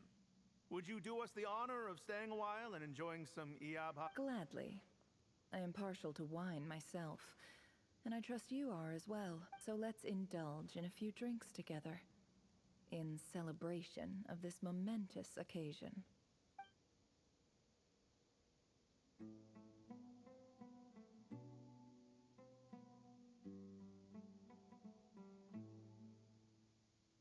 Chief! Chief, it's an emergency! It's the Unut. They've taken the well. What? Well, don't just stand there. Take it back. Yes, Chief. I have every confidence in the Eab's military superiority. Well, what is it? The Unut's response was alarmingly fast. The day after we reach a deal, they seize the well. This can't be a coincidence. Perhaps there is a traitor in your midst. I don't... I am obliged to remind you, Chief, that the Academia will only deal with the de facto power holders. If you cannot regain control over the well, I'm afraid you won't see a single mora of that 50 million. No! Please, Ambassador, just give me some time. I swear the Unut will not. That well is ours. And so is the Mora. Glad to hear it. I will wait here for an update. If there is a traitor, I will find them. In the meantime, make yourself at home. I'll report back as soon as I have an up. Wow. All it took was a few words, and I've got him wrapped around my finger. What an amazing... So, in summary, Ambassador, the Academia would rather negotiate with our tribe instead of the Eab, yes? The Eab are ruthless murderers who don't listen to reason. And now they have... So let me ask you, Chief. If you were the Academia... Kill them all, of course. Precisely. The Academia does not tolerate those who stand in our way. The Eab have held back our academic pursuits for too long, and our patience is wearing thin. At the same time, there is simply no way that the Academia can be seen to be intervening in desert affairs. I'm sure you understand. We have our own rules out here.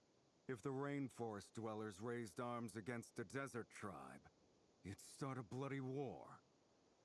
Right. We can't confront them ourselves, but we can support their enemies. The Unut have always had strained relations with the Eab, which makes you our natural allies. Weren't the Eab your allies once? You were quick to send them after us to protect your interests back when we stole that water. And now look at you. You're at each other's throat. Let me be clear. The Academia wishes to collaborate with the legally recognized rulers of the desert in this matter. We are asking for excavation rights to that well, and our offer is 50 million mora. Say no more. I believe we have an understanding. Good. Then I suggest you get to work. Get us access to that well and the more... You see, Dad? Lying is easy when you know how. People will believe anything.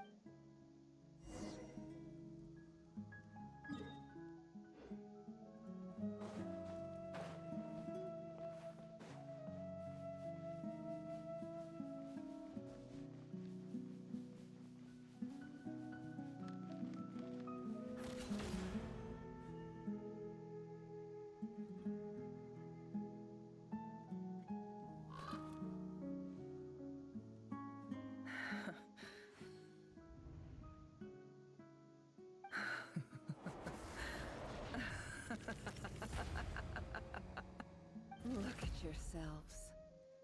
You may be vile, savage monsters, but your butchered bodies bleed like any others. You're no different. The monsters who destroyed my home, they're just ordinary, petty human beings. I think we're even now. Maybe I've even done the desert a favor. It's a better place without all these people around. Oh, Sinuhe, my gullible fool of a father. Perhaps if you'd been as ruthless as I was today, our tribespeople would still be alive. In this dog-eat-dog world, a chief needs to be tough to survive. But you couldn't do what had to be done. So... Nefer, it's okay. All of this is in the past now. I believe I remember you promising to remain silent. Yeah, but Yehoda, is there anything you can do to ease the tension? Alright, time for a sharp turn onto a completely different topic. So, anyway, that's enough of that. Feels like we've been walking forever. I'm getting pretty tired. Yes, if we can find somewhere to sit down. It's not far now. There should be a temple just up ahead. Yes. Really? A temple? That's... I guess that's how things go in the desert.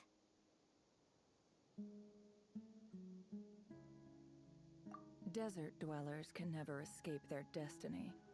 Or so everyone says. I never wanted to believe it, but looking back now, I'm as desert as they come. You mentioned a temple. My biggest trade secret of all. Ah. Then I'm guessing it's where you got your power from. The power to peer into other... I didn't know you were clued up on any other... I'm no expert in the history of Sumeru, but since you come from the desert, I would imagine it has something to do with King Deshret.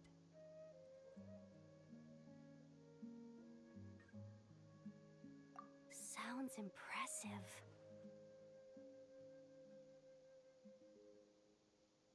Ah, I know who you mean. General Mahamatra Sino. The spirit of Hermanubis dwells within him. That's Boss Neff for ya. She knows everything. Sino's hardly a figure of obscurity, but I know about Sethos too. What about him? Is he a big deal? Well, he's not a small deal, let's put it that way. Please, this is the bare bone basics. Save the flat. Thanks for your patience, everyone. I'm sure it's been a lot to take in. With any luck, that's our exit just up ahead.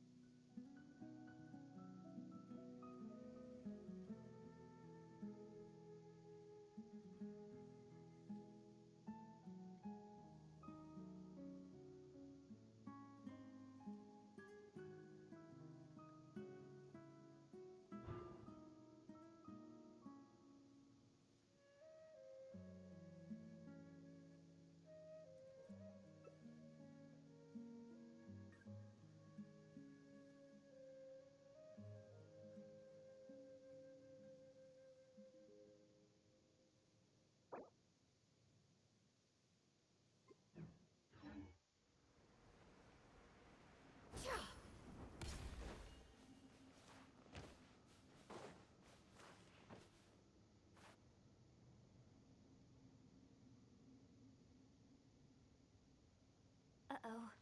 I'm totally out of my depth here. I don't have anything to add about any of this stuff.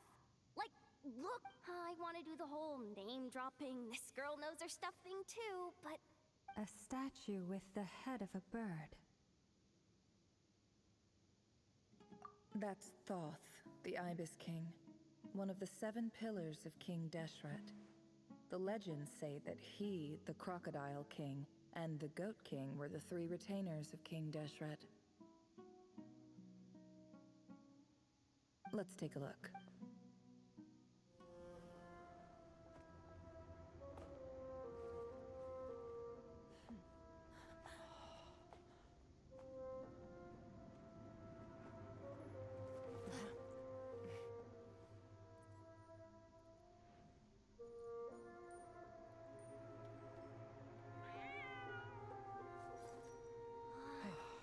It's just Ashru.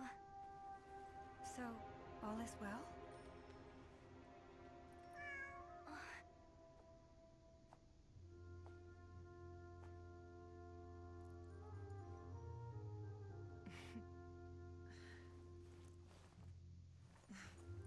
Typically speaking, at this point, the world disintegrates.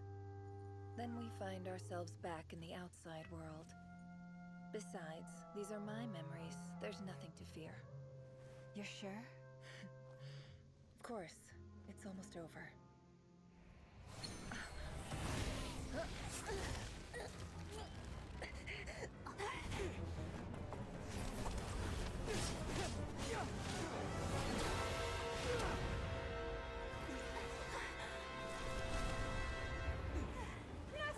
Hold on!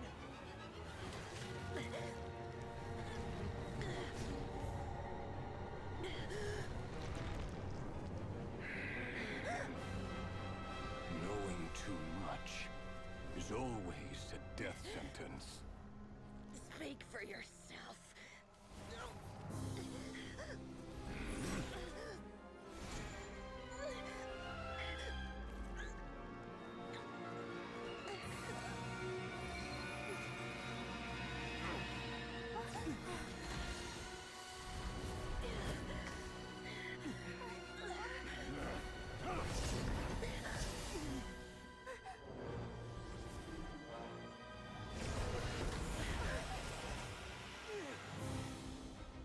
How repulsive.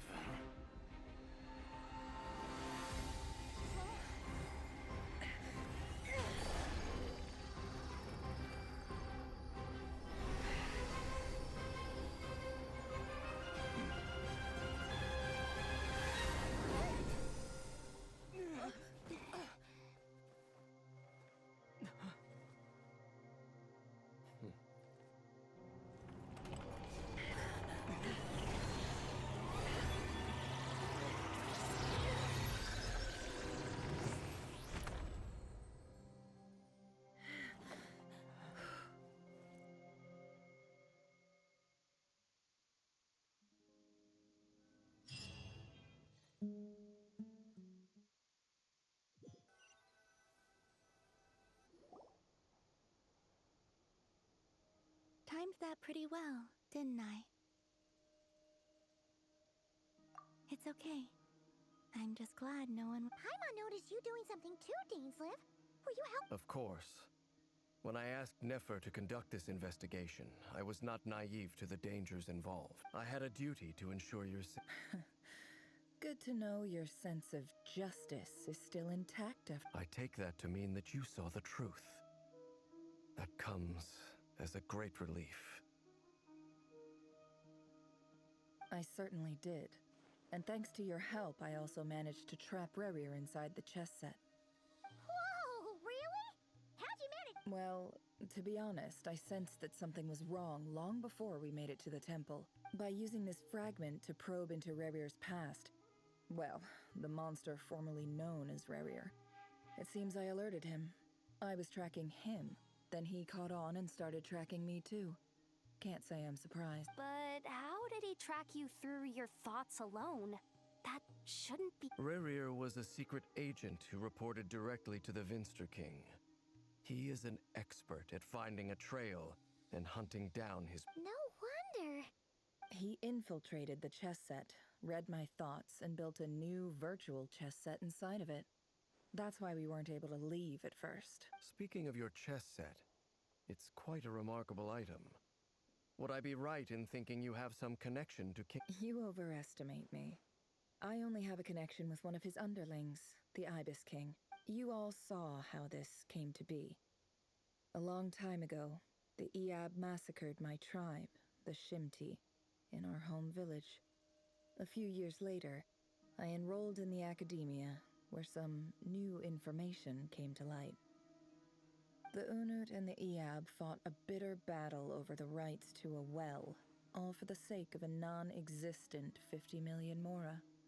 The Eab ultimately won that confrontation, but their victory came at the cost of almost every... The final blow to the Eab came at the victory feast, when an Unut assassin beheaded their chief right before my eyes. The remaining Eab fled and have been scattered to the winds ever since. Having gotten my revenge, I returned to my hometown, where to my surprise, the nearby temple was still standing. There it was, seemingly immune to the relentless hostility of the desert, while my tribal home lay in ruin. As I stood there gazing at the temple, I noticed a cat just outside. This cat, as it turned out, was home to the spirit of the Ibis King. He led me to a gate deep inside the temple, And there, he made a deal with me. This chess set is my gift from the Ibis King. The chessboard within is made to the same specifications as the one in the mausoleum of King Deshret, and represents his power of piercing analysis. With this chessboard in its container, I gained a certain ability to perceive hidden secrets. Now, you could conclude that the Ibis King simply wanted to give the people of this world the power to seek the truth. But I don't believe that's the full story. Every god plays favorites. Their hearts are as fickle as any human's, full of secrets, perversions, egotistical tendencies. But precious few gods are willing to admit this. It is the same with all powerful forces, including fate itself. Their gaze falls preferentially upon a select few. As you rightly point out, this is an act of favor. If you're alluding to the Abyss, then yes, I agree. Gather the others. It's time to share everything I've learned.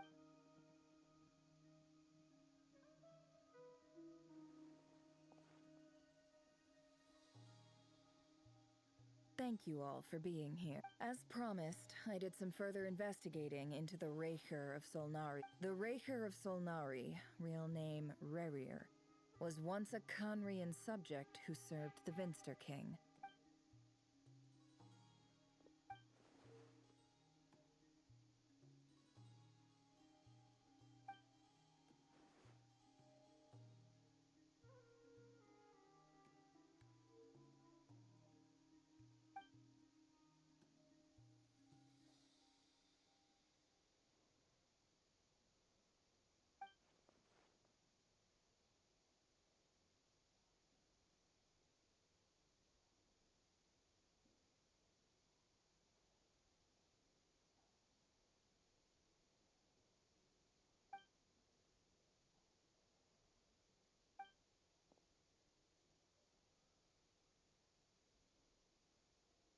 So that's why he's so obsessed with the moon. A tragic tale, to be sure. But it does not excuse his many transgressions. No matter how much Rerira suffered in the past, the fact remains that he is what we know today as the Wild Hunt, wreaking havoc upon innocent lives in Notcry. He becomes more dangerous with each passing day. If left unchecked, it is simply a matter of time before all of Tevat suffers the consequences. This is a threat that the Knights of Favonius cannot ignore. A question for Miss Columbina. Forgive me if this is presumptuous, but have you ever seen the spatial gateway that appeared in... Never. But I have heard stories of something called the Moon Gate, and this seems to fit the description. Miss Lama, any thoughts? In the lore of the Frost Moon Scions, the moon is believed to hold many secrets. Some sources speak of ancient knowledge, others of a gateway. The term Moon Gate is one I have heard before. But as is the case with all of our legends, there are no records of any first-hand witnesses. We cannot know whether it truly... Then back to Miss Columbina. As a moon goddess yourself, do you have some... Not at this stage, sorry. I do hold the power of the Frost Moon, and my strength is recovering well. I can sense that the gate would open at my command. But there's more to the power of the Frost Moon than that? Yes. A moon goddess has the right to open the Moon Gate, since it is a path to the moon. But as never mentioned, holding open a spatial gateway takes a huge amount of power. And right now, I need to conserve my energy to fight the rerira of Solnari. I'm afraid this is one mystery we may have to leave unsolved for... I agree. Better to save your strength.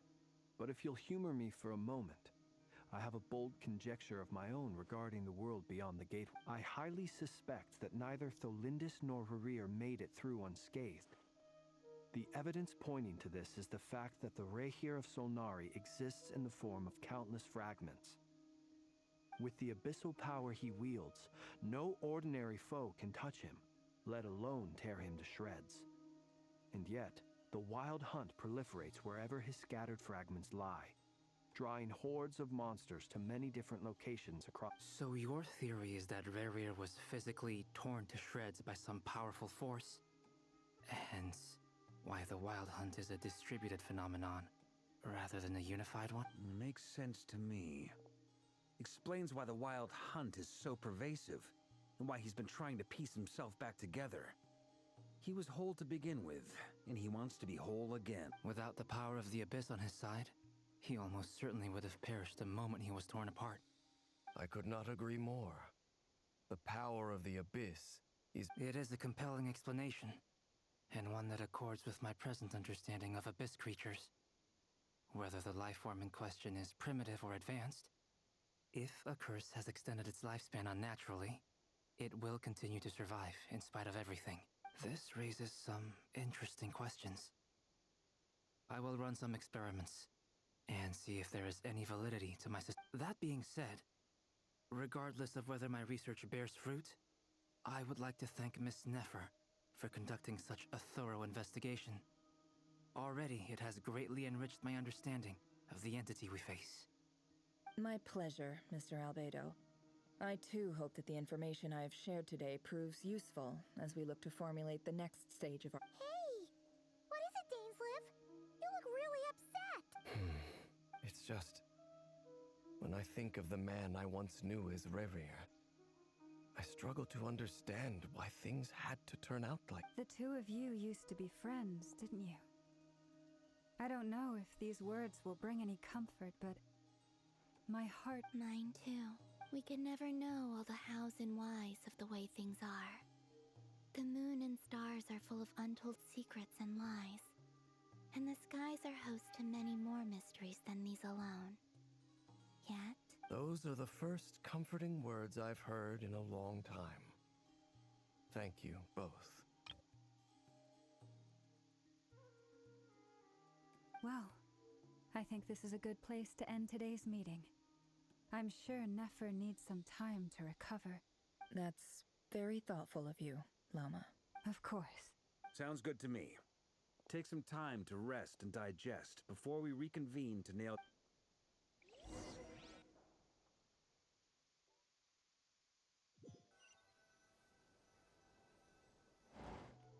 Hey, is this a bad time? Hope I didn't kill the conversation. No need. Come on, let's talk outside.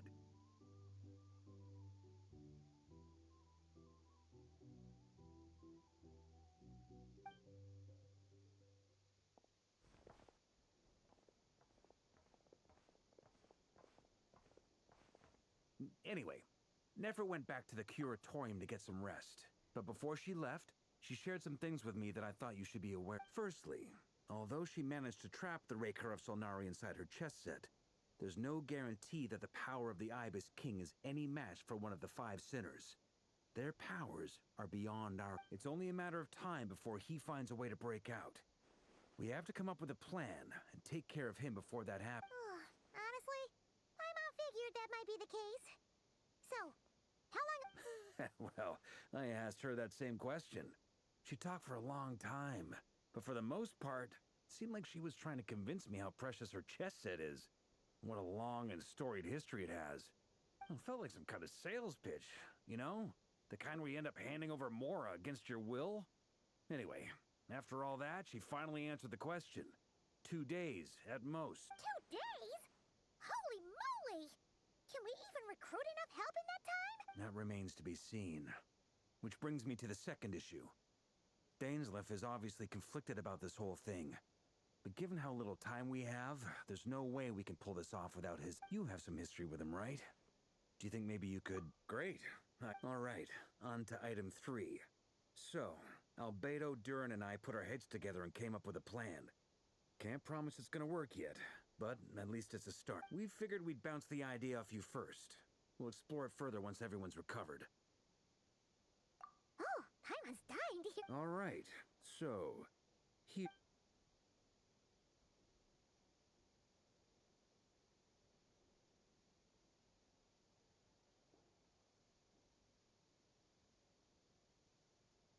We felt a little uneasy about roping you into this. I mean, firstly, you're not locals, and secondly, none of us are your boss. You're well within your rights to refuse if you so choose. Roping us in? Why would you even say that? We know know the stakes here. It's all of us against the rerira of Solnari, or none of us stand a chance. I choose my words very intentionally, I'll have you know. I like to think there's an art to striking a down-to-earth tone even when the stakes are through the roof. Sir Varka, I have a few thoughts about this. I'm all ears. I think we can be more flexible with how the roles are allocated. In my view, the most sensible lineup would...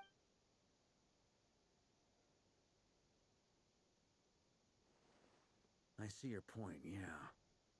But if that's how we're going to approach this, you'd better make sure you're ready. To be clear, I don't doubt your abilities. Far from it.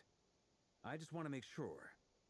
Are you really willing to take all this on? I want to do everything within my power. The rerira of Solnari is a truly fearsome opponent, and if I do my part, it'll greatly reduce the risk for everyone else involved. Well, that tracks with what I've heard. Jean's mentioned in her letters that you're so diligent it's almost abnormal. As in, most people weigh up the risks and rewards in situations like this.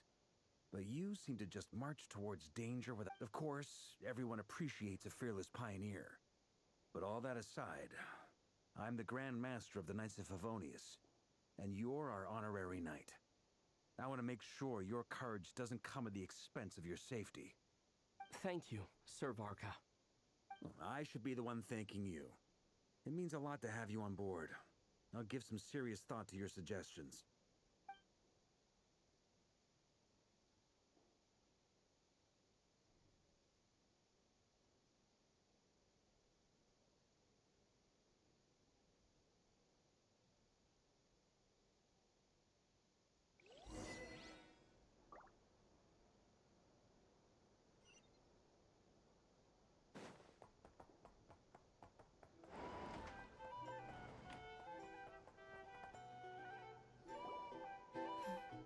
This is a thorough plan, but I do have one last question before we take action.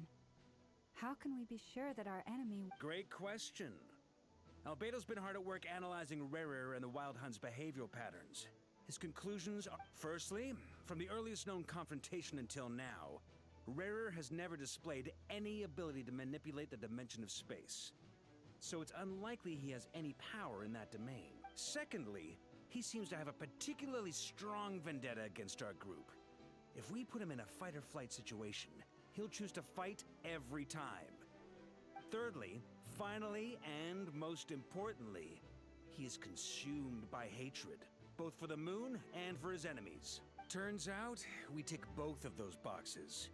We have a reincarnated moon in our ranks, and a spy who accessed his private memories without permission.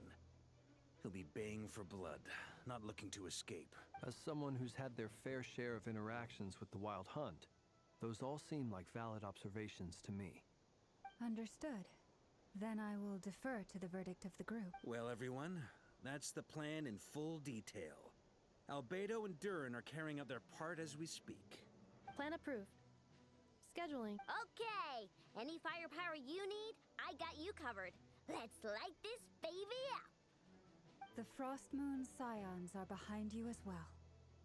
And the rest of you?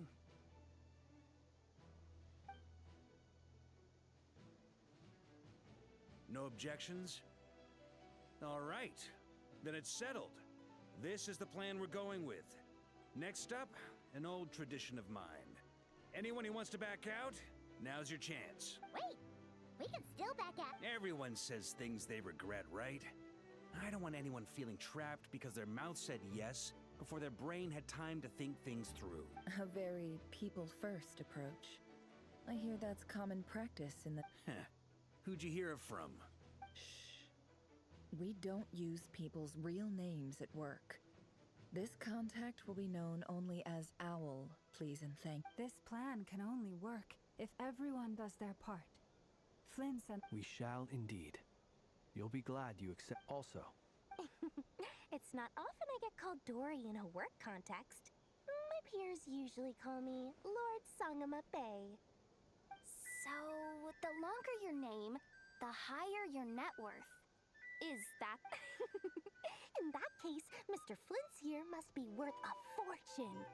That's right, I know your full name. It's... The walls are thin here. I'd appreciate you keeping that a secret. Okay, fine. I'm actually only here as a favor for someone else. Do you have... Oh! Does this mean someone out there actually has the power to boss Dory? It most certainly does not. We have a long-standing and mutually beneficial business partner. Said Mom supplied me with a great little trinket, but now that lady's ruined everything. If I don't start building a little goodwill now, my whole business in Nodcry is gonna go down the drain! Okay. So what exactly is so special about this pendant? It's a lucky charm that a great mage made for me. We have a business relationship, and she was worried that something bad might happen to me. So, she wanted me to have something that can store power to protect myself with. I finally got it all fully charged up with Kuvaki, and then never went and used it all up at once! Never lost so big in my life! You're right.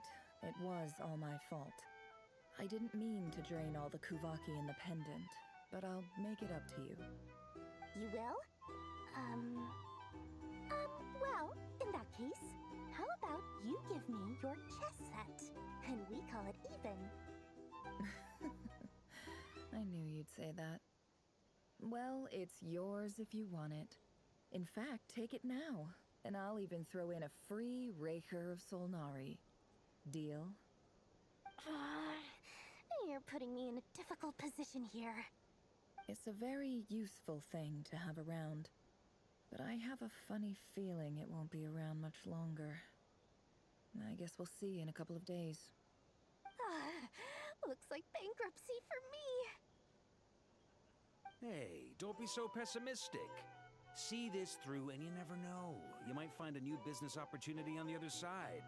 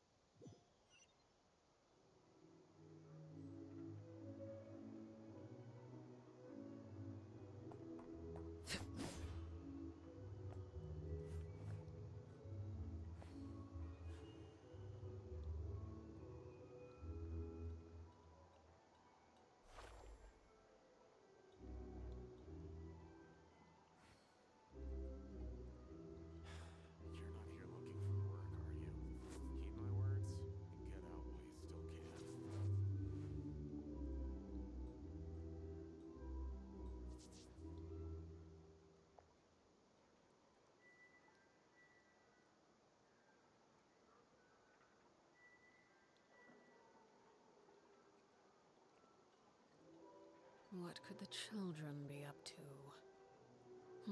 Never mind. Let them do as they please. You're not here looking for work, are you? Heed my words, get out while you still can.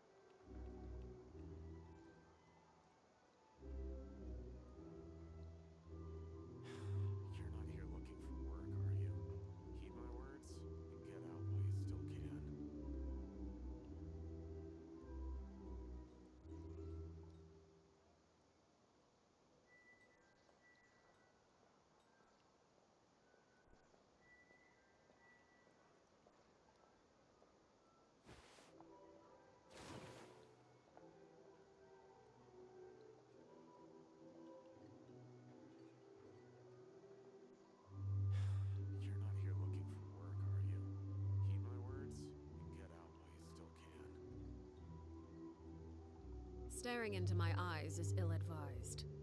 I can't promise you'll like what you see.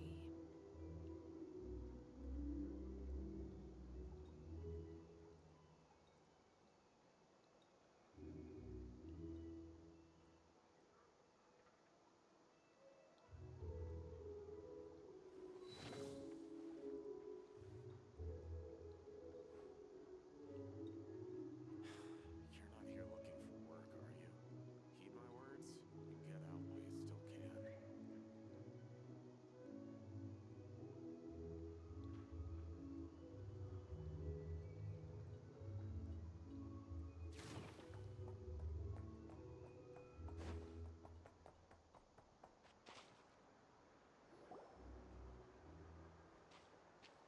Dory! How are things going? Feeling ready? Oh, I was born ready. We only have 2 days. You think Lord Sangamabe would let an opportunity like this slip by? Don't forget, when something's in high demand, the people with the goods on hand get to charge the highest price of all. Even higher than the sellers taking advance orders. Ta-da! See? It's right here. Ah, it's so pretty. Did you make it?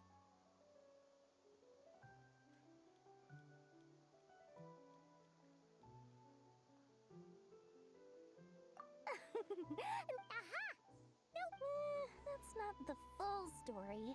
It actually started a while back as a project between me and the Dendro Archon. Mage Alice once warned me that this world won't stay safe forever. There may come a day when everyone faces a great crisis.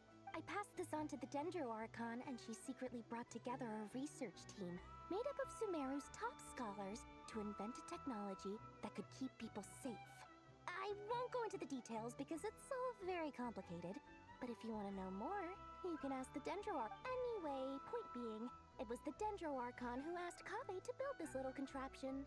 As one of the top Kashara War talents, he was the obvious choice. Took him long enough. He stressed over it for ages. Must have gone through at least a dozen designs before producing a final product. But that's Kaveh for you. Marak delivered it to me a couple of days ago, along with a letter from Kaveh.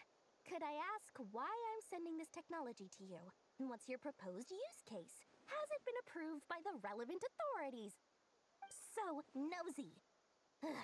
My fault for sending him the research permit to begin with. Surely Nahida must have told him you were involved in this project. He was probably just nervous because you're always so secretive about your business. Could be, could be. Anyway, I just replied, let's hope there never has to be a use case, because it would involve grave danger.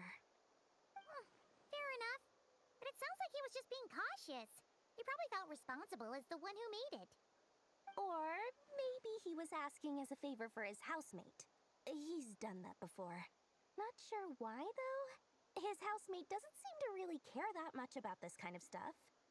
Either way, all's well that ends well.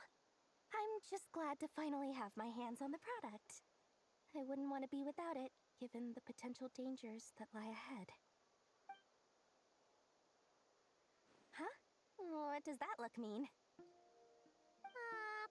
Paimon's just super surprised. This must be the first time we've ever seen you actually get serious about something.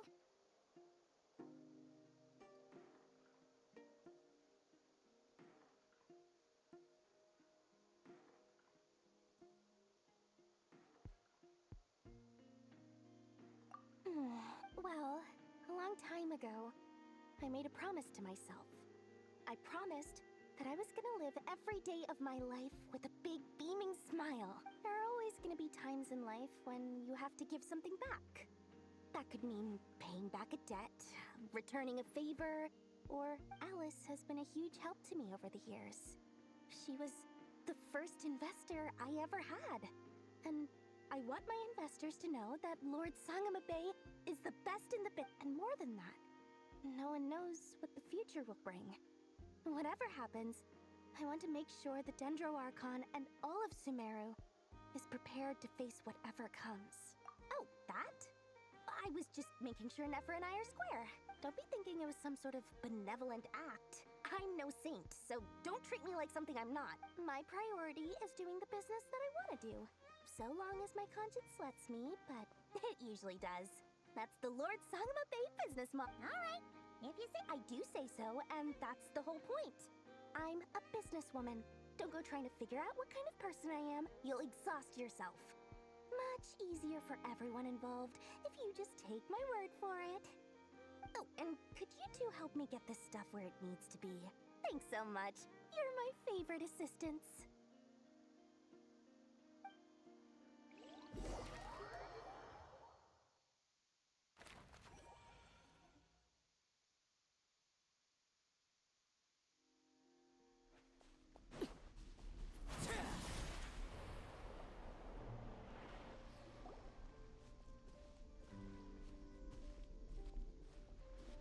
Traveler, Paimon. It's good to see you. Everything going smoothly over here? Sort of. As you're probably aware, Varka, Durin, and I captured some abyssal creatures from the Wild Hunt. Per the plan, we dissected and analyzed some samples of these creatures. The process went very smoothly. The findings, however... What? You can actually dissect? That depends on your definition of Wild Hunt and Harmless, lifeless. These words are accurate descriptions. The Wild Hunt is an interesting phenomenon. In and of itself, it doesn't seem to possess anything akin to a human personality. But taken as a collective, the medium through which the Wild Hunt is summoned does appear to have a soul. Master griped a lot about the wise Horoptetyr, and seemed somewhat fascinated with the foul Certology. But she barely mentioned Rerir at all. I don't think that was because of his lower social standing, though. Anyway, it's a pity. I should like to hear her thoughts on the nature of the life form he has become today. It's a strange mix. The furious energy of an abyssal being channeled through a fractured physical existence. A consequence of being torn apart by an unknown... Perhaps the only explanation for his survival in this state is that he sacrificed a degree of individuality in exchange for a continued existence. Oh, sorry. Once I get talking about interesting research, I have a tendency to go on indefinitely. Back to our research findings. Essentially, they confirm my hypothesis. Rerir's corpse is you could think of this as Rerir in mutated form. But in my view, even that would be inaccurate. In reality, his whole being has been consumed by the abyss.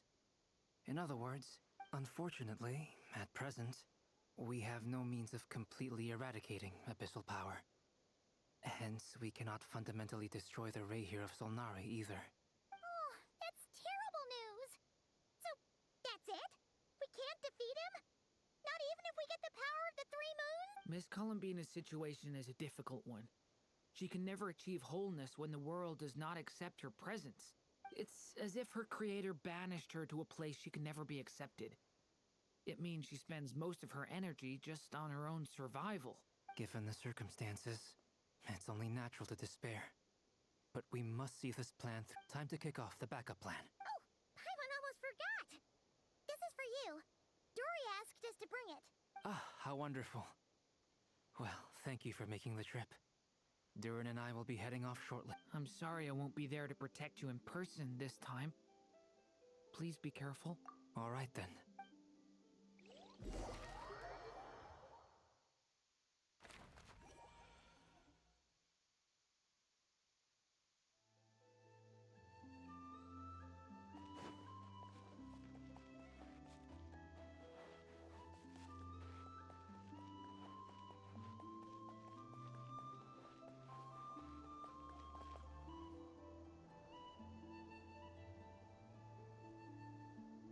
Miss Lauma, is everyone here?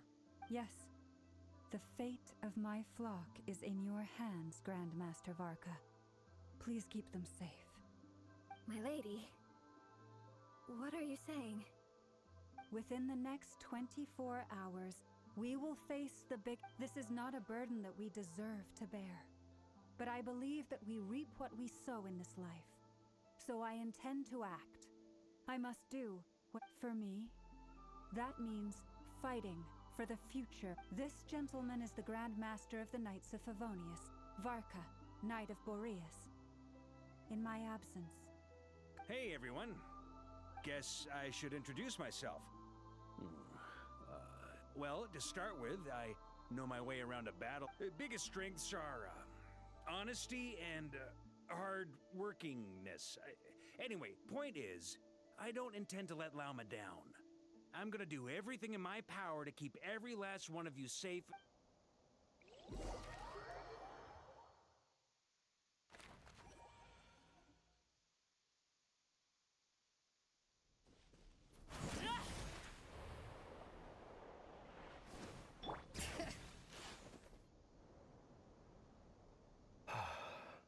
Something on your mind?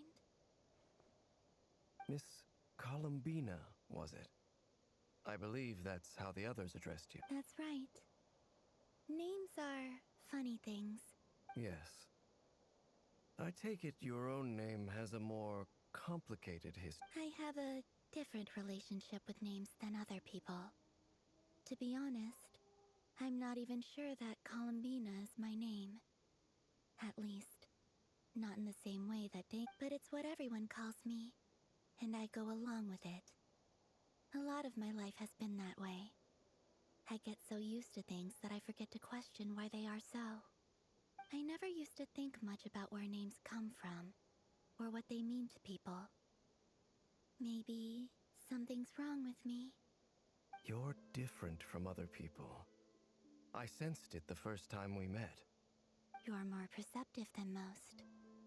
I'm sure your long life and rich range of experience explains that. Do you ever find yourself missing Conria, Mr. Dainsleif? Difficult to answer. I have dreamed of the past many, many times. Sometimes I'm fighting tooth and nail. Other times, I don't recall any happy moments from that time. It has been too long. Is that because hatred survives longer than love and affection? That would not be for me to say. I make no excuses for the grudges I bear. But whatever the reason, I remember little that was beautiful or sentimental. Thank you for your help with the rerira situation. Without your efforts, I never could have learned the hidden truth of his story. You're welcome. I know he's your friend. Friend? He betrayed me. And I never really understood what he was going through in life. Some friendship, that is. Okay. So,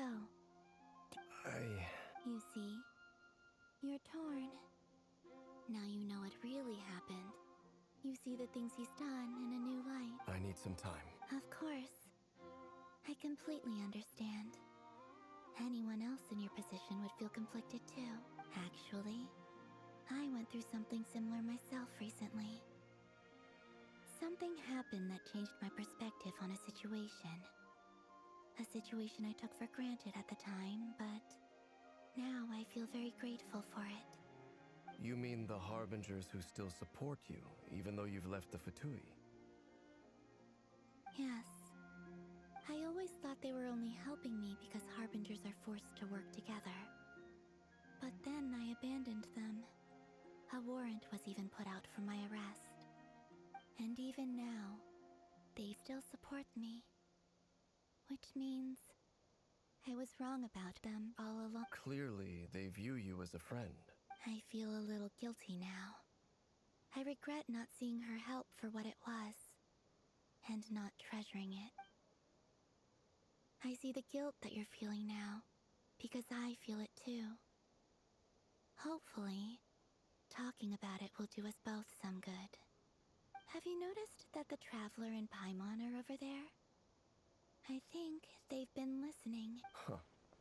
Shall we say hello? Sure. Hello. Ah! They caught us!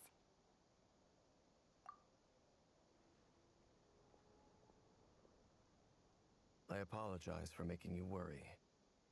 No doubt you wish to know where I stand on the plan to take down the rerira of Solnari. I'm afraid I need a little time, but I will seriously consider joining you. You will? Oh, thank you so much! Everyone will be so grateful. They needn't be. This was something that I was going to have to face up to eventually. That doesn't matter to them. They're grateful to you regardless. You can't control their gratitude, so just accept it. And then, have a think about whether you're willing to join us.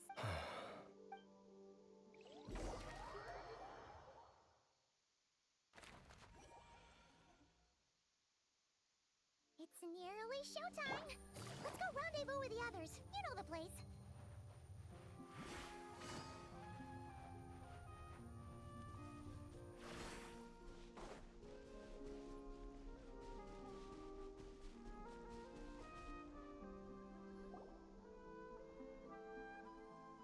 Ah, you're earlier than I expected. Hey, Flint's! Been waiting. Not too long. Are you nervous about the battle? Quite the opposite. I'm reminiscing on my past battles. When I was awakened by the Ratniki, I had not touched a weapon in many years. I felt like the battlefield was not where I belonged. But after waging war against the Wild Hunt for so long, I came to realize something. A life of absolute peace is simply not a possibility for me. My restless flame indicates that somewhere inside of me, there is a deep yearning to root out the evil in this world. Oh, that doesn't sound like such a bad thing.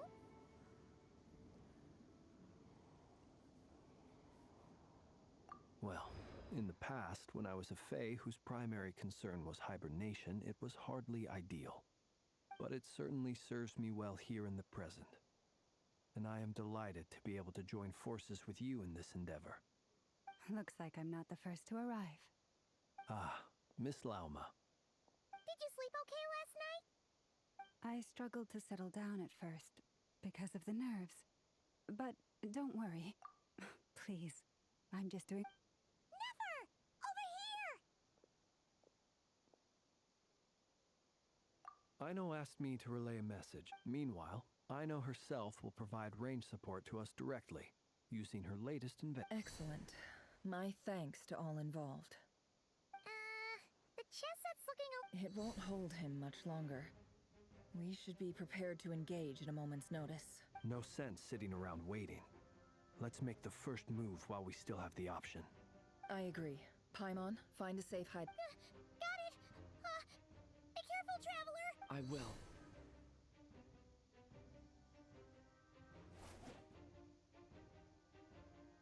Everyone, take your positions as soon as the battle starts. Every ounce of strength we have in our bones, let us bring to this fight. Ready? Let's go. I've seen all your futile ploys before. You have become the authors of your own demise. I wouldn't be so sure about that. You are merely a moment of sport before I tear down the moon.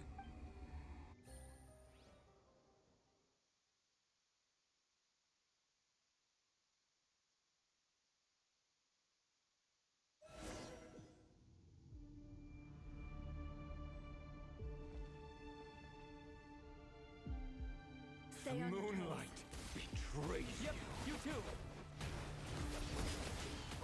Let me help you guys. Eat this! Pathetic, hunt him down! The moonlight! Futile, hunt him Steady now. Move!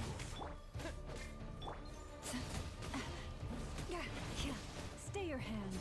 Receive my blessing. Hunt him down! Pathetic!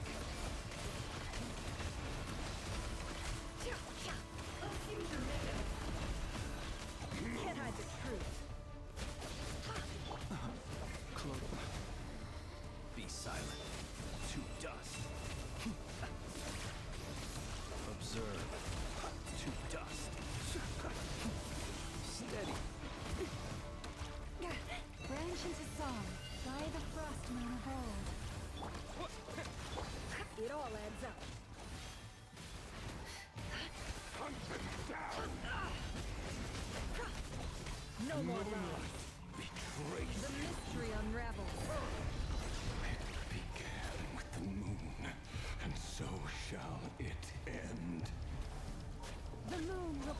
you.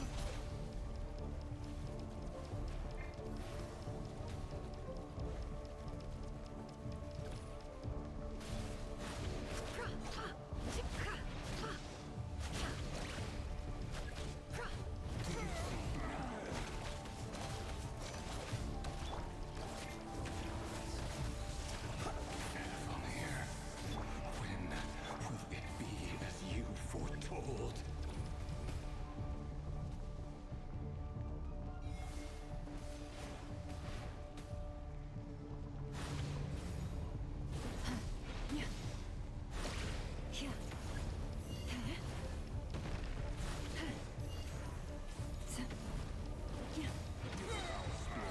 Welcome here.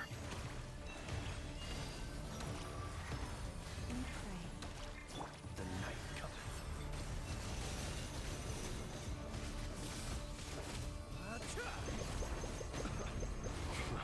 Can't hide the truth. It all ends. Futile. Seek within. No more lies. Pathetic.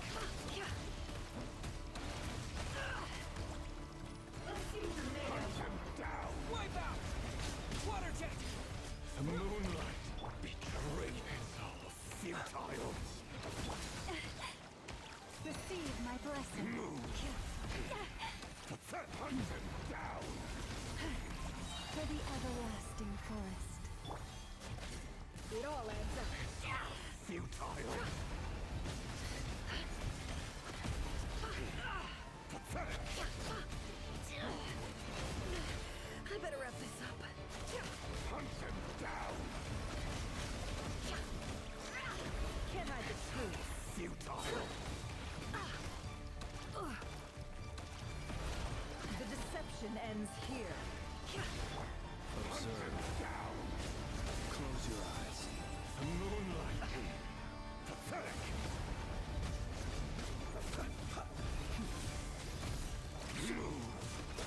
It all adds up. Hunt him Lush is the down. moonlight. The moonlight is all futile. Hunt him down. With one heart, we pray. Can't hide the truth. Time to come clean. Pathetic. Absurd. The It all moonlight adds up. betrays you.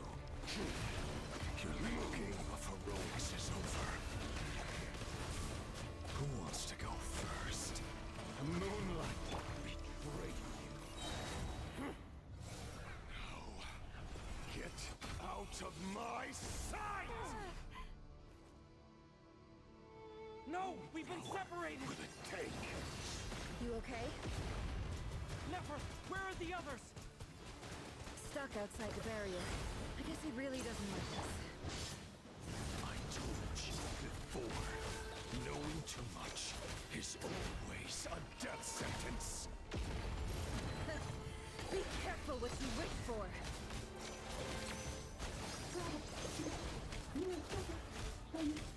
Lama! Can you hear me? Silence. The voice isn't gone. At least I know you're still there. I need to focus. Stick to the plan. Remember my most important task. Keeps destroyed. And stand reborn the moment you come.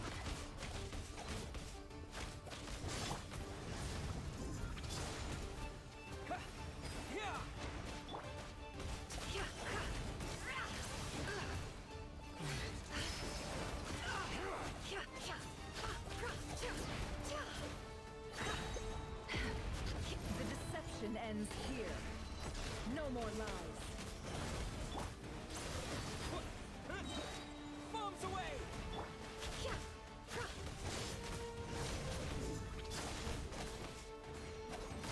It all adds up. It all falls into place. Water jet! Wipe out! Seek within.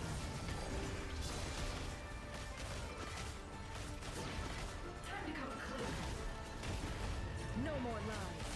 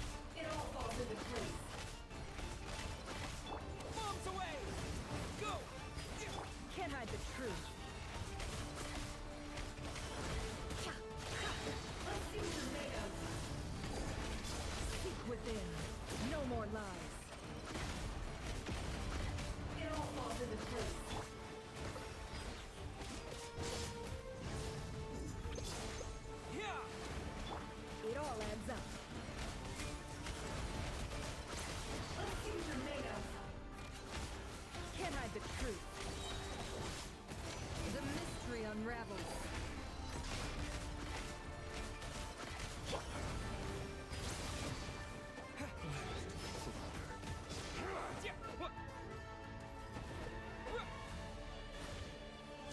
No more lies.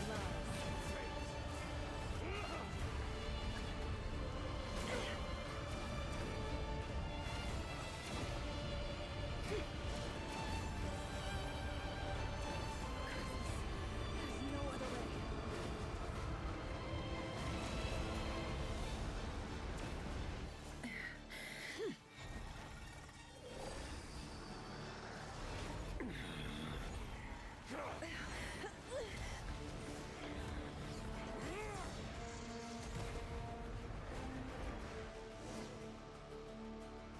The only way to defeat Rerira is to borrow his own power. That means Columbina will have to disappear while you two bear the brunt of his attacks. You have to hold on. Find a way to keep him focused on killing the two.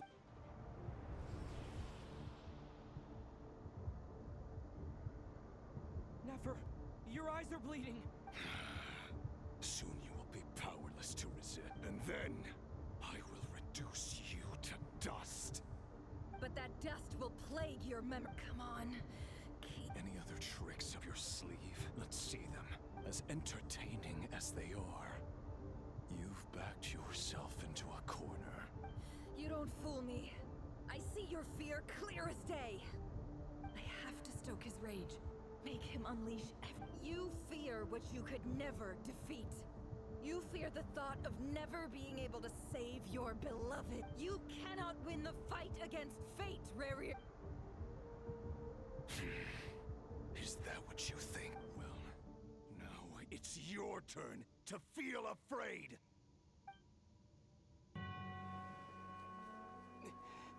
You fear the sound of your own name?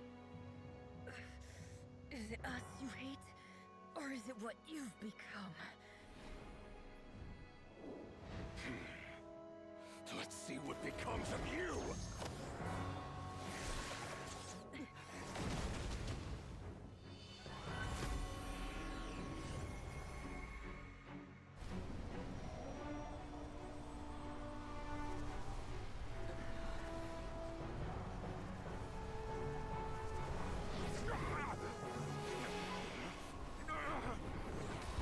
What's happening? That power... I've seen it before!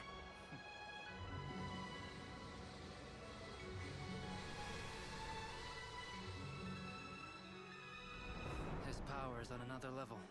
We'll need to use an alchemical array to convert his power into a usable form. Then quickly channel it into Columbina, rendering her powerful enough to compete with him. I'll join you. I can help. If I release enough abyssal energy into a confined space, it'll create a potential difference, allowing us to extract a huge amount of elemental energy. Next, I'll synchronize with everyone's minds using pyro, then give you temporary access to their abilities and fields of view. But it won't last long. Can you see? Well enough.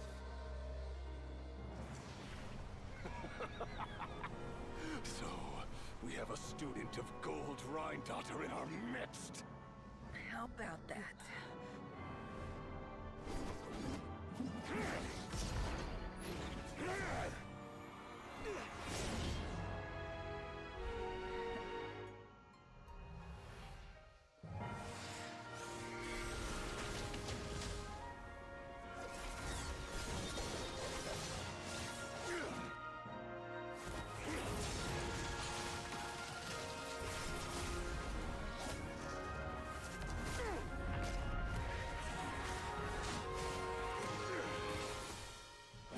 You use my own power against me?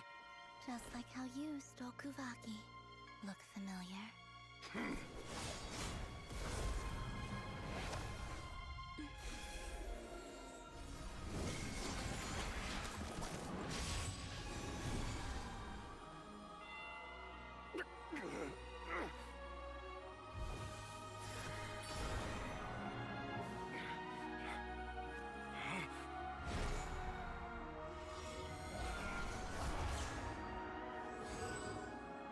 Don't you realize you don't have the power to hold that gate open?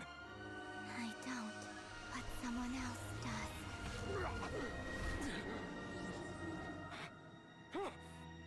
Goodbye, rerira.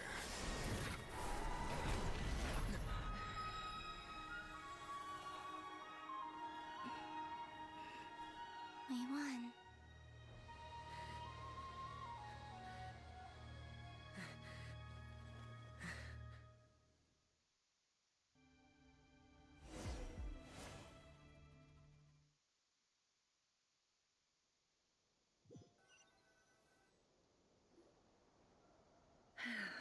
Nefer, how are your eyes?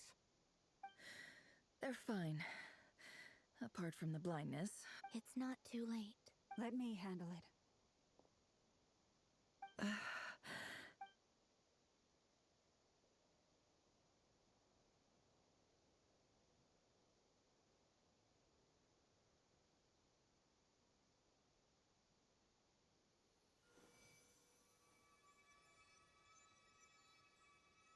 Miss Nefer, it's not like you to lose your composure.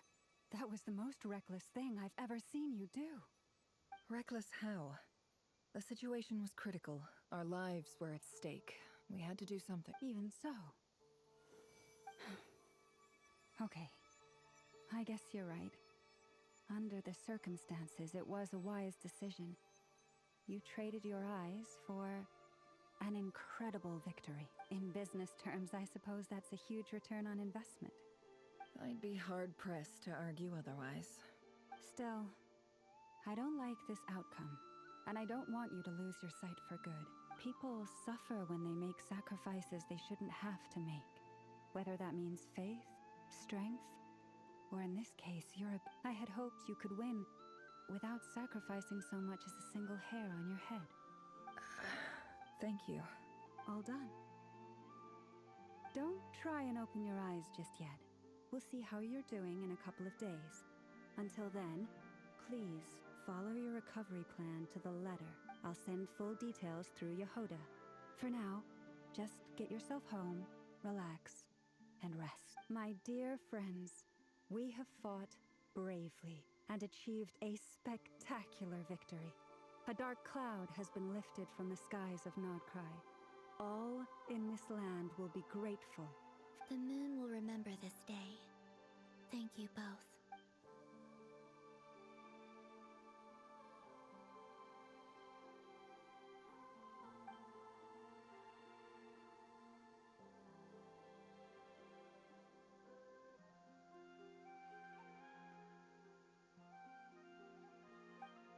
There's something I want to let you know.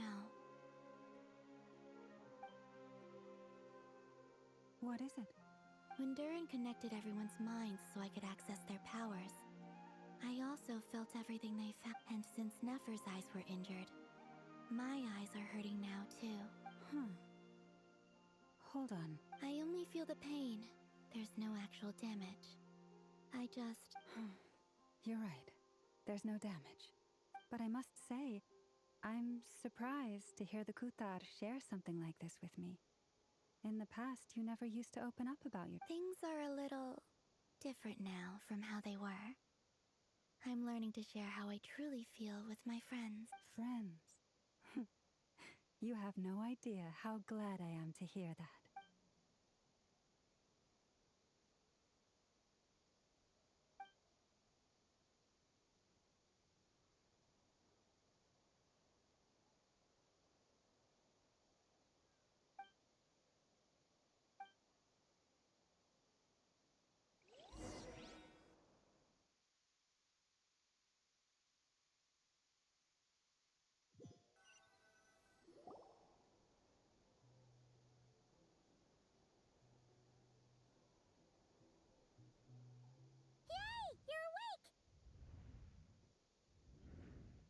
How are you feeling?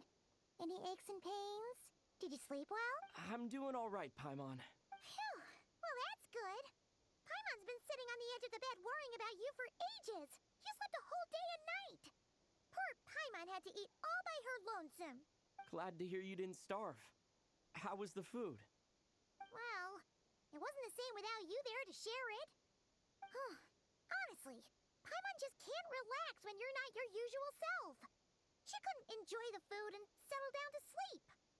Well, I'm back to normal now. Oh yeah, and Albedo swung by earlier. He said to tell you to head to the tavern when you woke up. Varker and the others are organizing a victory feast and they want to celebrate with you. He also dropped off some medical supplies, but you seem fit as a fiddle, so guess you won't be needing those. If you're feeling up to it, let's head over now. Wouldn't want to keep them waiting.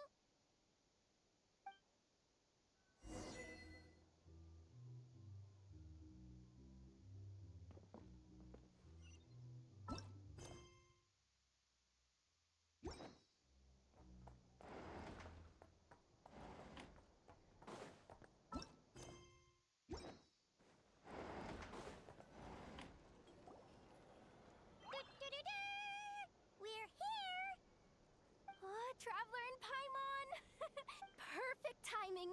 We were literally just saying how there's no way. How are you feeling today? Much better. Thanks. Relieved to hear it. If that changes, just let me know. Happy to check you over at any time. Yep, we're here for you. Anything you need, just let. Oh wait, where's Nefer? How are her eyes doing? Nefer's right over there. I'm sure she'd love to catch up with you.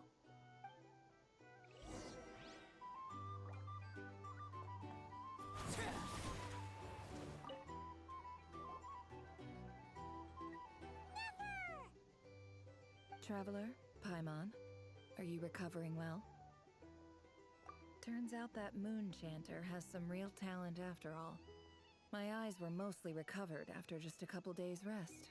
I can actually open them again now. Yeah, but you gotta be careful. Lauma says not to strain your eyes while they're still healing. Yes, thank you. I'm well aware. Yehoda, could I borrow you for a moment? I could do. Oh, sure! Did you hear that? I gotta go help Lauma for a second. You guys chat among yourselves. I'll grab us some drinks on the way back. Paimon. You bet! Make it extra sweet, cause Paimon's Sure thing!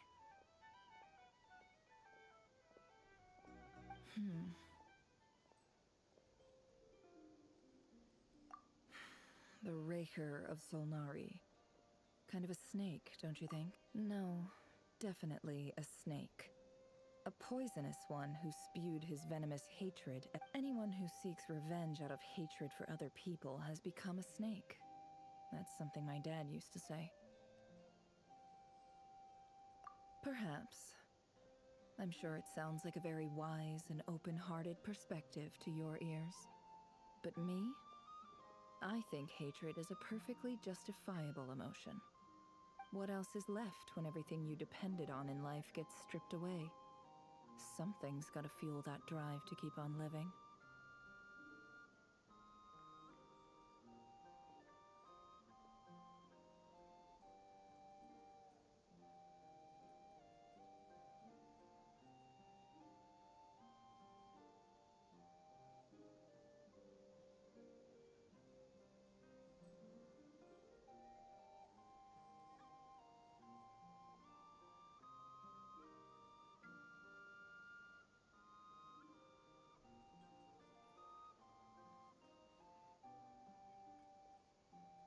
If you're worried about me, you can nip that in the bud.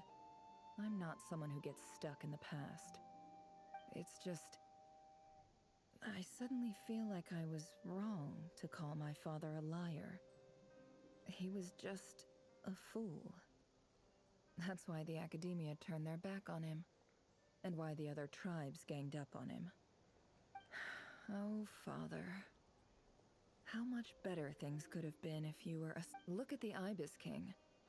Thoth is a fiendishly cunning liar. And yet, strangely, he feels more like a father to me than my real dad ever was. He's never brought it up, but I'd bet he feels the same way. Why else would he give me the power to perceive the truth, while at the same time training me in the art of deception? Well, King Deshret banished him to Aru, which is essentially a prison, and posed 3 questions to him. He promised that he'd have his freedom if he could find the answers. His response was to take on a physical form and approach me, hoping that I could become his envoy and search for one of the answers on his behalf. Did he really think I'd fall for that? He's stuck there. He can't make me return what he gave to me. So that's enough for you to decide he's nice. He's a prisoner, and he was scared. So he decided to perform some good deeds to win people's... He lives in fear because he's a deceiver. How is rerira any different? You can't work as a spy your whole life and expect a happy... It's preposterous. Yet I can't say I don't understand it. Liars live in the darkness of their own making. But it's still human nature to want to go on living. They say that a liar's soul is the most worthless thing in the world. What do you think? Good. If you understand that, it means you're smart. And you see things objectively. If you ask me, the soul of a liar really is worth nothing. Because all they care about is themselves. For example, when something good falls into my lap, I don't go sharing the news around. Stops other people trying to steal it from me.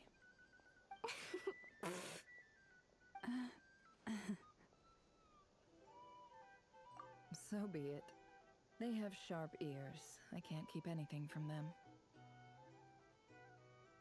Wow, is that what it looks like? Well, you all know my past now. And I can't simply eliminate everyone who knows too much. So I guess I just have to put up with you. For the foreseeable future, at least. When you find yourself in a situation you can't control, the safest play is to keep calm and start monitoring everyone involved like a hawk. In the intelligence world, you need to have a sense of perspective and play your hand according. If you understand what's at stake, please ensure my secret is safe with you. I trust you'll respect my wishes as a friend. But don't forget, I will also be watching you like a hawk. Very good. Oh, wait! Now that the panic's over and we've all calmed down, Paimon suddenly remembered some...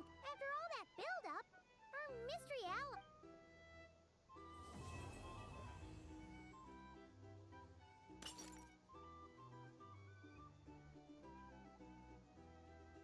Huh? Am I imagining things?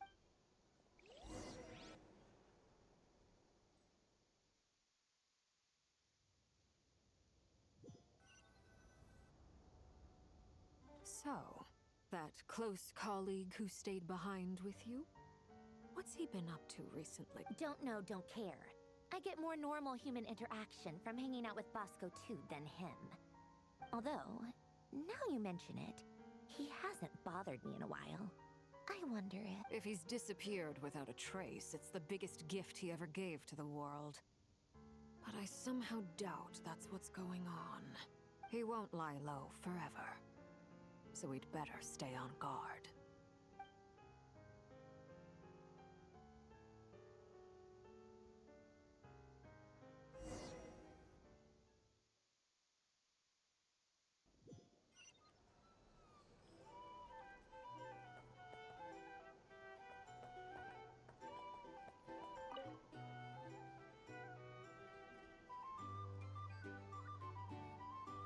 Ah, Lord Sangama Bay. How lovely. I must thank you for the device you provided. It was an enormous help. Would I be right in... Why come and ask me when you clearly know all... I mostly came to thank you. That's more like it. A little gratitude goes a long way with Lord Sangama Bay.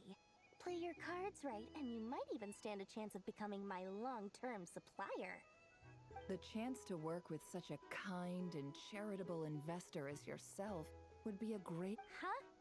Charitable? Who said anything about charity? First time? Let's see. The first plot of land you purchased in Nodcry, your desert interests... Stop! What do you think you're doing? Exposing my investment history? It's nothing to hide from. They're all perfectly legitimate investments. And some of the land you purchased was with the intent of building a sanctuary? Yes, I heard about... How You're a curious case, Lord Sangamabe. You don't like people finding out about your good deeds, do you? But I'm afraid no matter how hard you try to keep things under wraps, where there's a will, there's a way. You did it for Sumeru. It was empty land that was gonna go to waste otherwise. I figured if I built something there, it might at least get some use in an emergency. Disasters are capricious things. They strike without any warning. I've lost family to a disaster before, and I don't want to lose any friends or business partners if I can help it. My elder sister used to dream of finding a sanctuary. Somewhere with plenty of food, water, and medicine. Where everyone could live happy lives. It was something I looked into, but after discussing things with the Dendro Archon, I decided on a more effective strategy. The tech people handled the tech, and Moneybags provided the Mora. It just made the most sense. It's a pity that so few people know the truth about you. Everyone says that you view everything in terms of Mora, and all you care about is growing your own wealth. So, what's the problem with that? Everyone wants to be rich. It's human nature. So yes, I love Mora, and it's nothing to be ashamed of. But surely you have dreams of your own beyond just making Mora. You don't get it, do you? My dream is to invest in other people's dreams. And, you know, make a nice little slice for myself along the way. Just thinking about it makes me happy. That sweet suit. Thank you. For the... And the pendant. Oh, that. I was just returning a favor. Don't worry about it. Seems like we've both been away from home for a very... Yeah. So long that I barely remember what my family even looked... That would be your mother, father... Yeah. Though it's been years since my sister passed away. It's not like I want to forget them, obviously, but memory can be even more ruthless than the most calculating business person. Beyond a certain point, if something isn't helping you, it just gets rid of it. My sister can't help me now. Slowly but surely, her face is fading from my mind's eye. Not everything will fade. When loved ones pass away, the beautiful memories are the ones that last the longest. Yeah, that's true. If you ask me. Well, that, plus, I'm sure that life is much better now. Oh, absolutely. I have tons of Mora, a big beautiful house, business is booming, and I'm as happy as can be. You've got a lot going for you too. Boss of the Curatorium of Secrets? I'm sure there's plenty of Mora to be made in that. I appreciate the vote of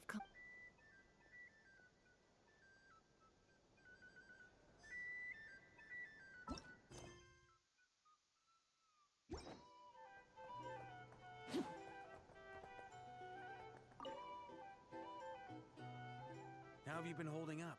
Any adverse reactions? You don't need to worry about me, Grandmaster. I'm fine. I mean, I barely did anything, so... What? You're too... You played an indispensable role in the battle for Nodcry. We can't thank you enough for your support. Sometimes, when people praise you, it's because you deserve it.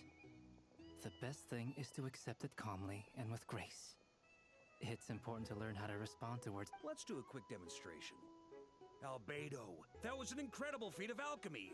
The pressure was on, but you worked flawlessly at lightning speed to get the job. Thank you. I can't take all the credit, though. Durin played a big part in forming the alchemical array. See? Did you catch that? A masterclass in how to take a... Okay, yeah. I did work pretty hard to help prepare for the battle. No point denying that. Hey, you guys! Hey, look who's bounced back. Looking good, traveler. Seems like you've recovered. You won't need to take any more medication. Can I get you a drink? Huh? You know how to order at a bar now? You've sure learned a lot. Handling a drinks order is ridiculously simple compared to alchemy. Don't worry, I'll blend into society yet. Paimon believes it. You're clearly a fast. To be totally honest, though, Paimon didn't quite follow all the details when you first explained the plan to us. Don't worry, that's completely understandable. Unless you're a student of alchemy, it's hard to grasp the principle and how the process works. To put it in the simplest terms, we saw how our enemy stole the power of Kuvaki.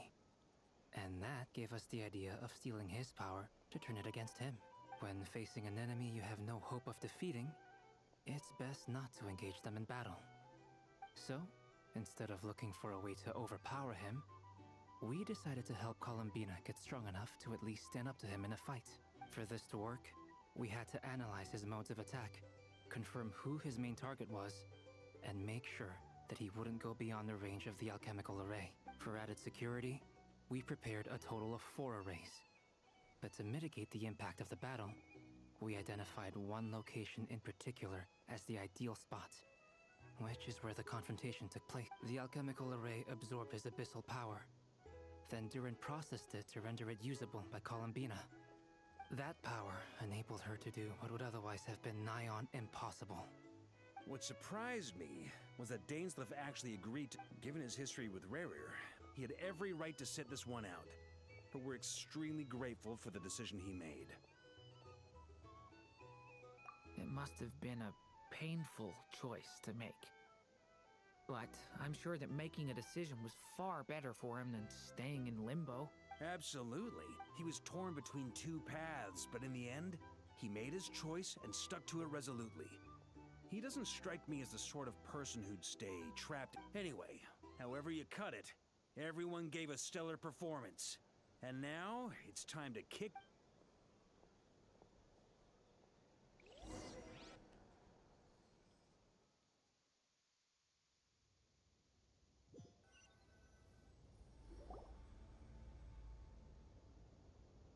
That's the only reason you're here. Yes. I've thought a lot about it. And I've realized that you, me, and I think this is very important. So I felt I had to come and tell you. Well, this is a new one. I'm so moved. I can't even hold my teacup. If that's all, you can leave now. Do you not want to be friends with me? Or is it that you prefer being coworkers? What is this, Columbina? Are you deliberately testing my patience threshold? Right now, my politeness module is active. But if you say another word, I swear I'll shut it down. If your politeness module was active, wouldn't you say the word please at some point? Polonia, please see Lady Will you still invite me to your next tea party? What? Yes, I think you will. Bye-bye, dear Sandrone.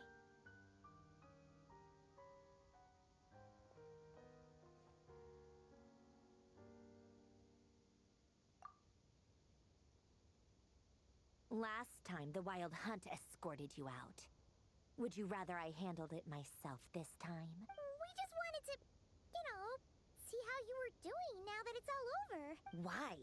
Out of concern for my safety? I hope you didn't seriously think that the rerira of Solnari would be able to lay so much as a finger upon me, given how prepared I... Mostly because you kind of helped us out, so we just wanted to check you were okay. Looks like all your robots are fixed, huh?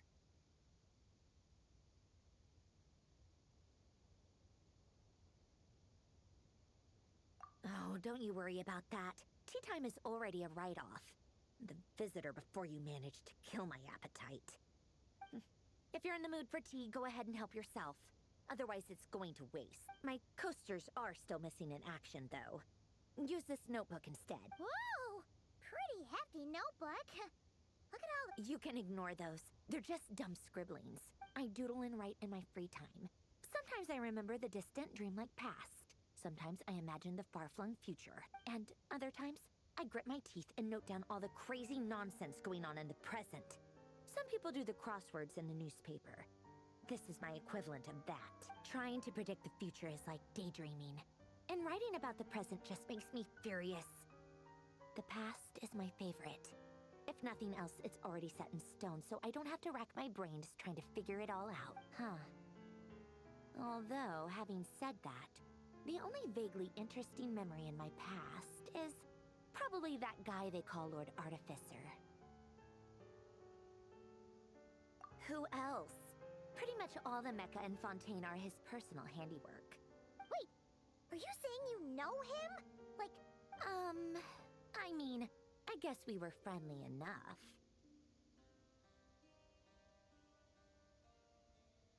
Yep. In fact, I'm probably the only normal person left who knew him at all. We used to chat occasionally back when he was still around. Before he passed away, he asked me to destroy all his manuscripts. I honored his request, but I did read through everything first before destroying them. I mean, I couldn't let the genius of Lord Artificer Alain Guillotin disappear like that. Would have been such a waste. So, that's where the formulas in your notebook are from? I just told you. Those are my equivalent of crossword puzzles. They're just dumb formulas that I solve for fun when I'm bored. Alain's work was like epic poetry. The formulas in my notebook are just silly little riddles in comparison. Not that there's anything bad about them. I mean, at least, solving those riddles isn't going to hurt anyone. Except me, 'cause I lose a few brain cells in the process. Anyway, while we're on the topic, I might as well tell you about what happened to him and his friends.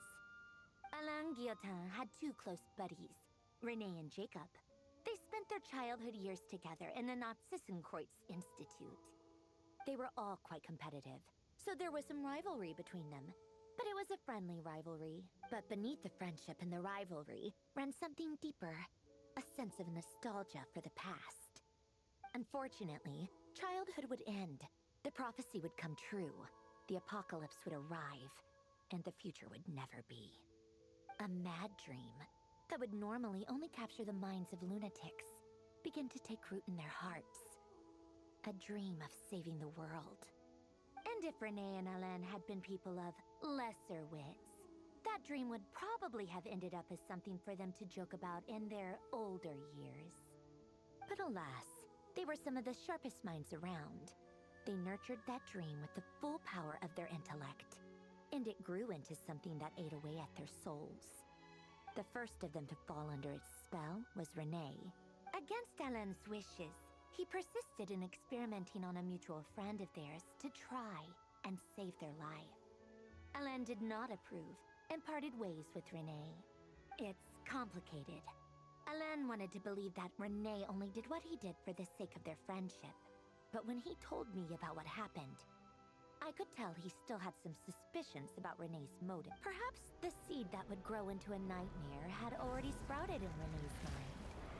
Even then, the next time they met, Renee's soul had been completely engulfed by the dream of salvation. His futile attempt to change the tide of fate only resulted in a wave that swallowed up the world, even before the apocalypse came. And although that wave died down eventually, I hear that it just recently came back. As I understand, Renee wanted to live out his dream of salvation once more. But I'm told that the attempted resurgence finally died out for good. At long last, Renee awoke from his deluded dream. Though of course by then it was far too late. What do you think of Renee? Do you admire his transcendent genius? His view that any price was worth paying to achieve the lofty goal of saving the world? Or do you despise him? Dismiss him as an evil madman who wrought havoc on the lives of everyone around him as he pursued his delusional dream. Same difference, really. Just a matter of perspective.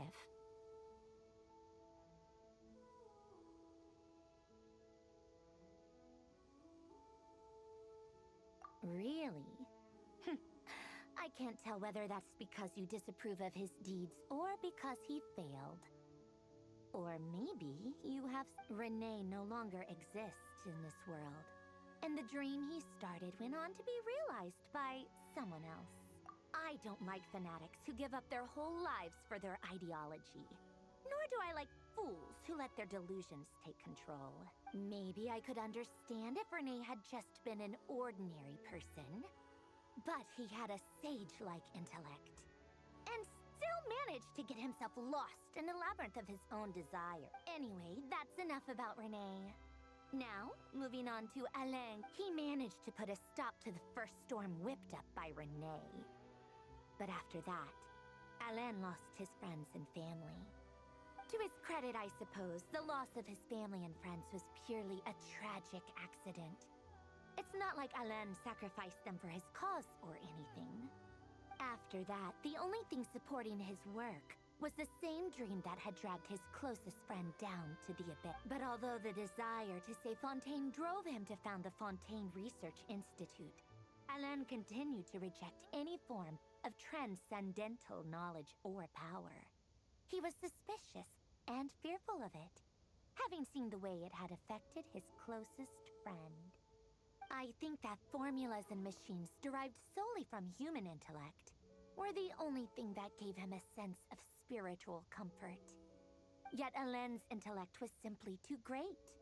It barely left him space to breathe in his lifetime. Once he realized that the end of his life was approaching, he finally accepted the truth. The Nazissenkreuz Institute needed someone, and a human being, to see its story through to the end. He quit working on his formulas, trading them in for the fairy tales that had played such a formative role in. He told me that the director of the Nazissenkreuz Institute used to read those fairy tales to the children as bedtime stories. Apparently, they worked wonders at sending kids off to sleep. I think that all he wanted at that time in his life was to be able to sleep deeply without being plagued by depression. By that point, nothing else really mattered. At the very end, he laid down to rest in the ruins of the former Nazissenkreuz Institute orphanage, while the Fontaine Research Institute he had founded continued tirelessly with its work. Many years after that, tensions over competing dreams would once again cause a rift, this time between members of the Fontaine Research Institute. But the actions of those fools had nothing at all to do with Alain. And that is the story of two people from the Nazissenkreuz Institute who both wanted to save the world. One went all in on his fantasy of salvation without ever looking back, and ended up calmly sinking to the bottom of the deepest. The other sought desperately to burn bright in his life, even though he wasn't sure where he was going. I do sometimes wonder, why is it that people like them have such grand hopes of... Even the grandest tree starts as a tiny seed. So perhaps, for each of them, their mission to save the world began with a very simple desire: to save themselves. They were young children with friends and family who mattered to them, desires to explore the meaning of life, ambitions to have a successful career. They didn't want to see all of that taken away in one fell swoop. Or maybe they just wanted to find something to anchor themselves within the chaos, to stop them getting quietly swept away by the storms of life. But instead, the search for their own salvation took them down the rocky road laid out by... Do you think the desire to save oneself is enough of a justification to try and save the world? The way you said that sounded just like Alain. I asked him the same question back when he was in his prime, putting all of his energy into his work. He gave the exact same answer, no elaboration, just a quick short answer before getting right back to his work. He was always that way. All right, tea time's over. I owe Arlecchino a favor for telling me these stories. I'll have to bring a whole sack of gifts the next time I visit the House of the Hearth. I'm gonna go tinker with Polonia now. You guys can do whatever you want, as long as it doesn't involve interrupting me. Polonia, exit hibernation mode. Begin diagnostics.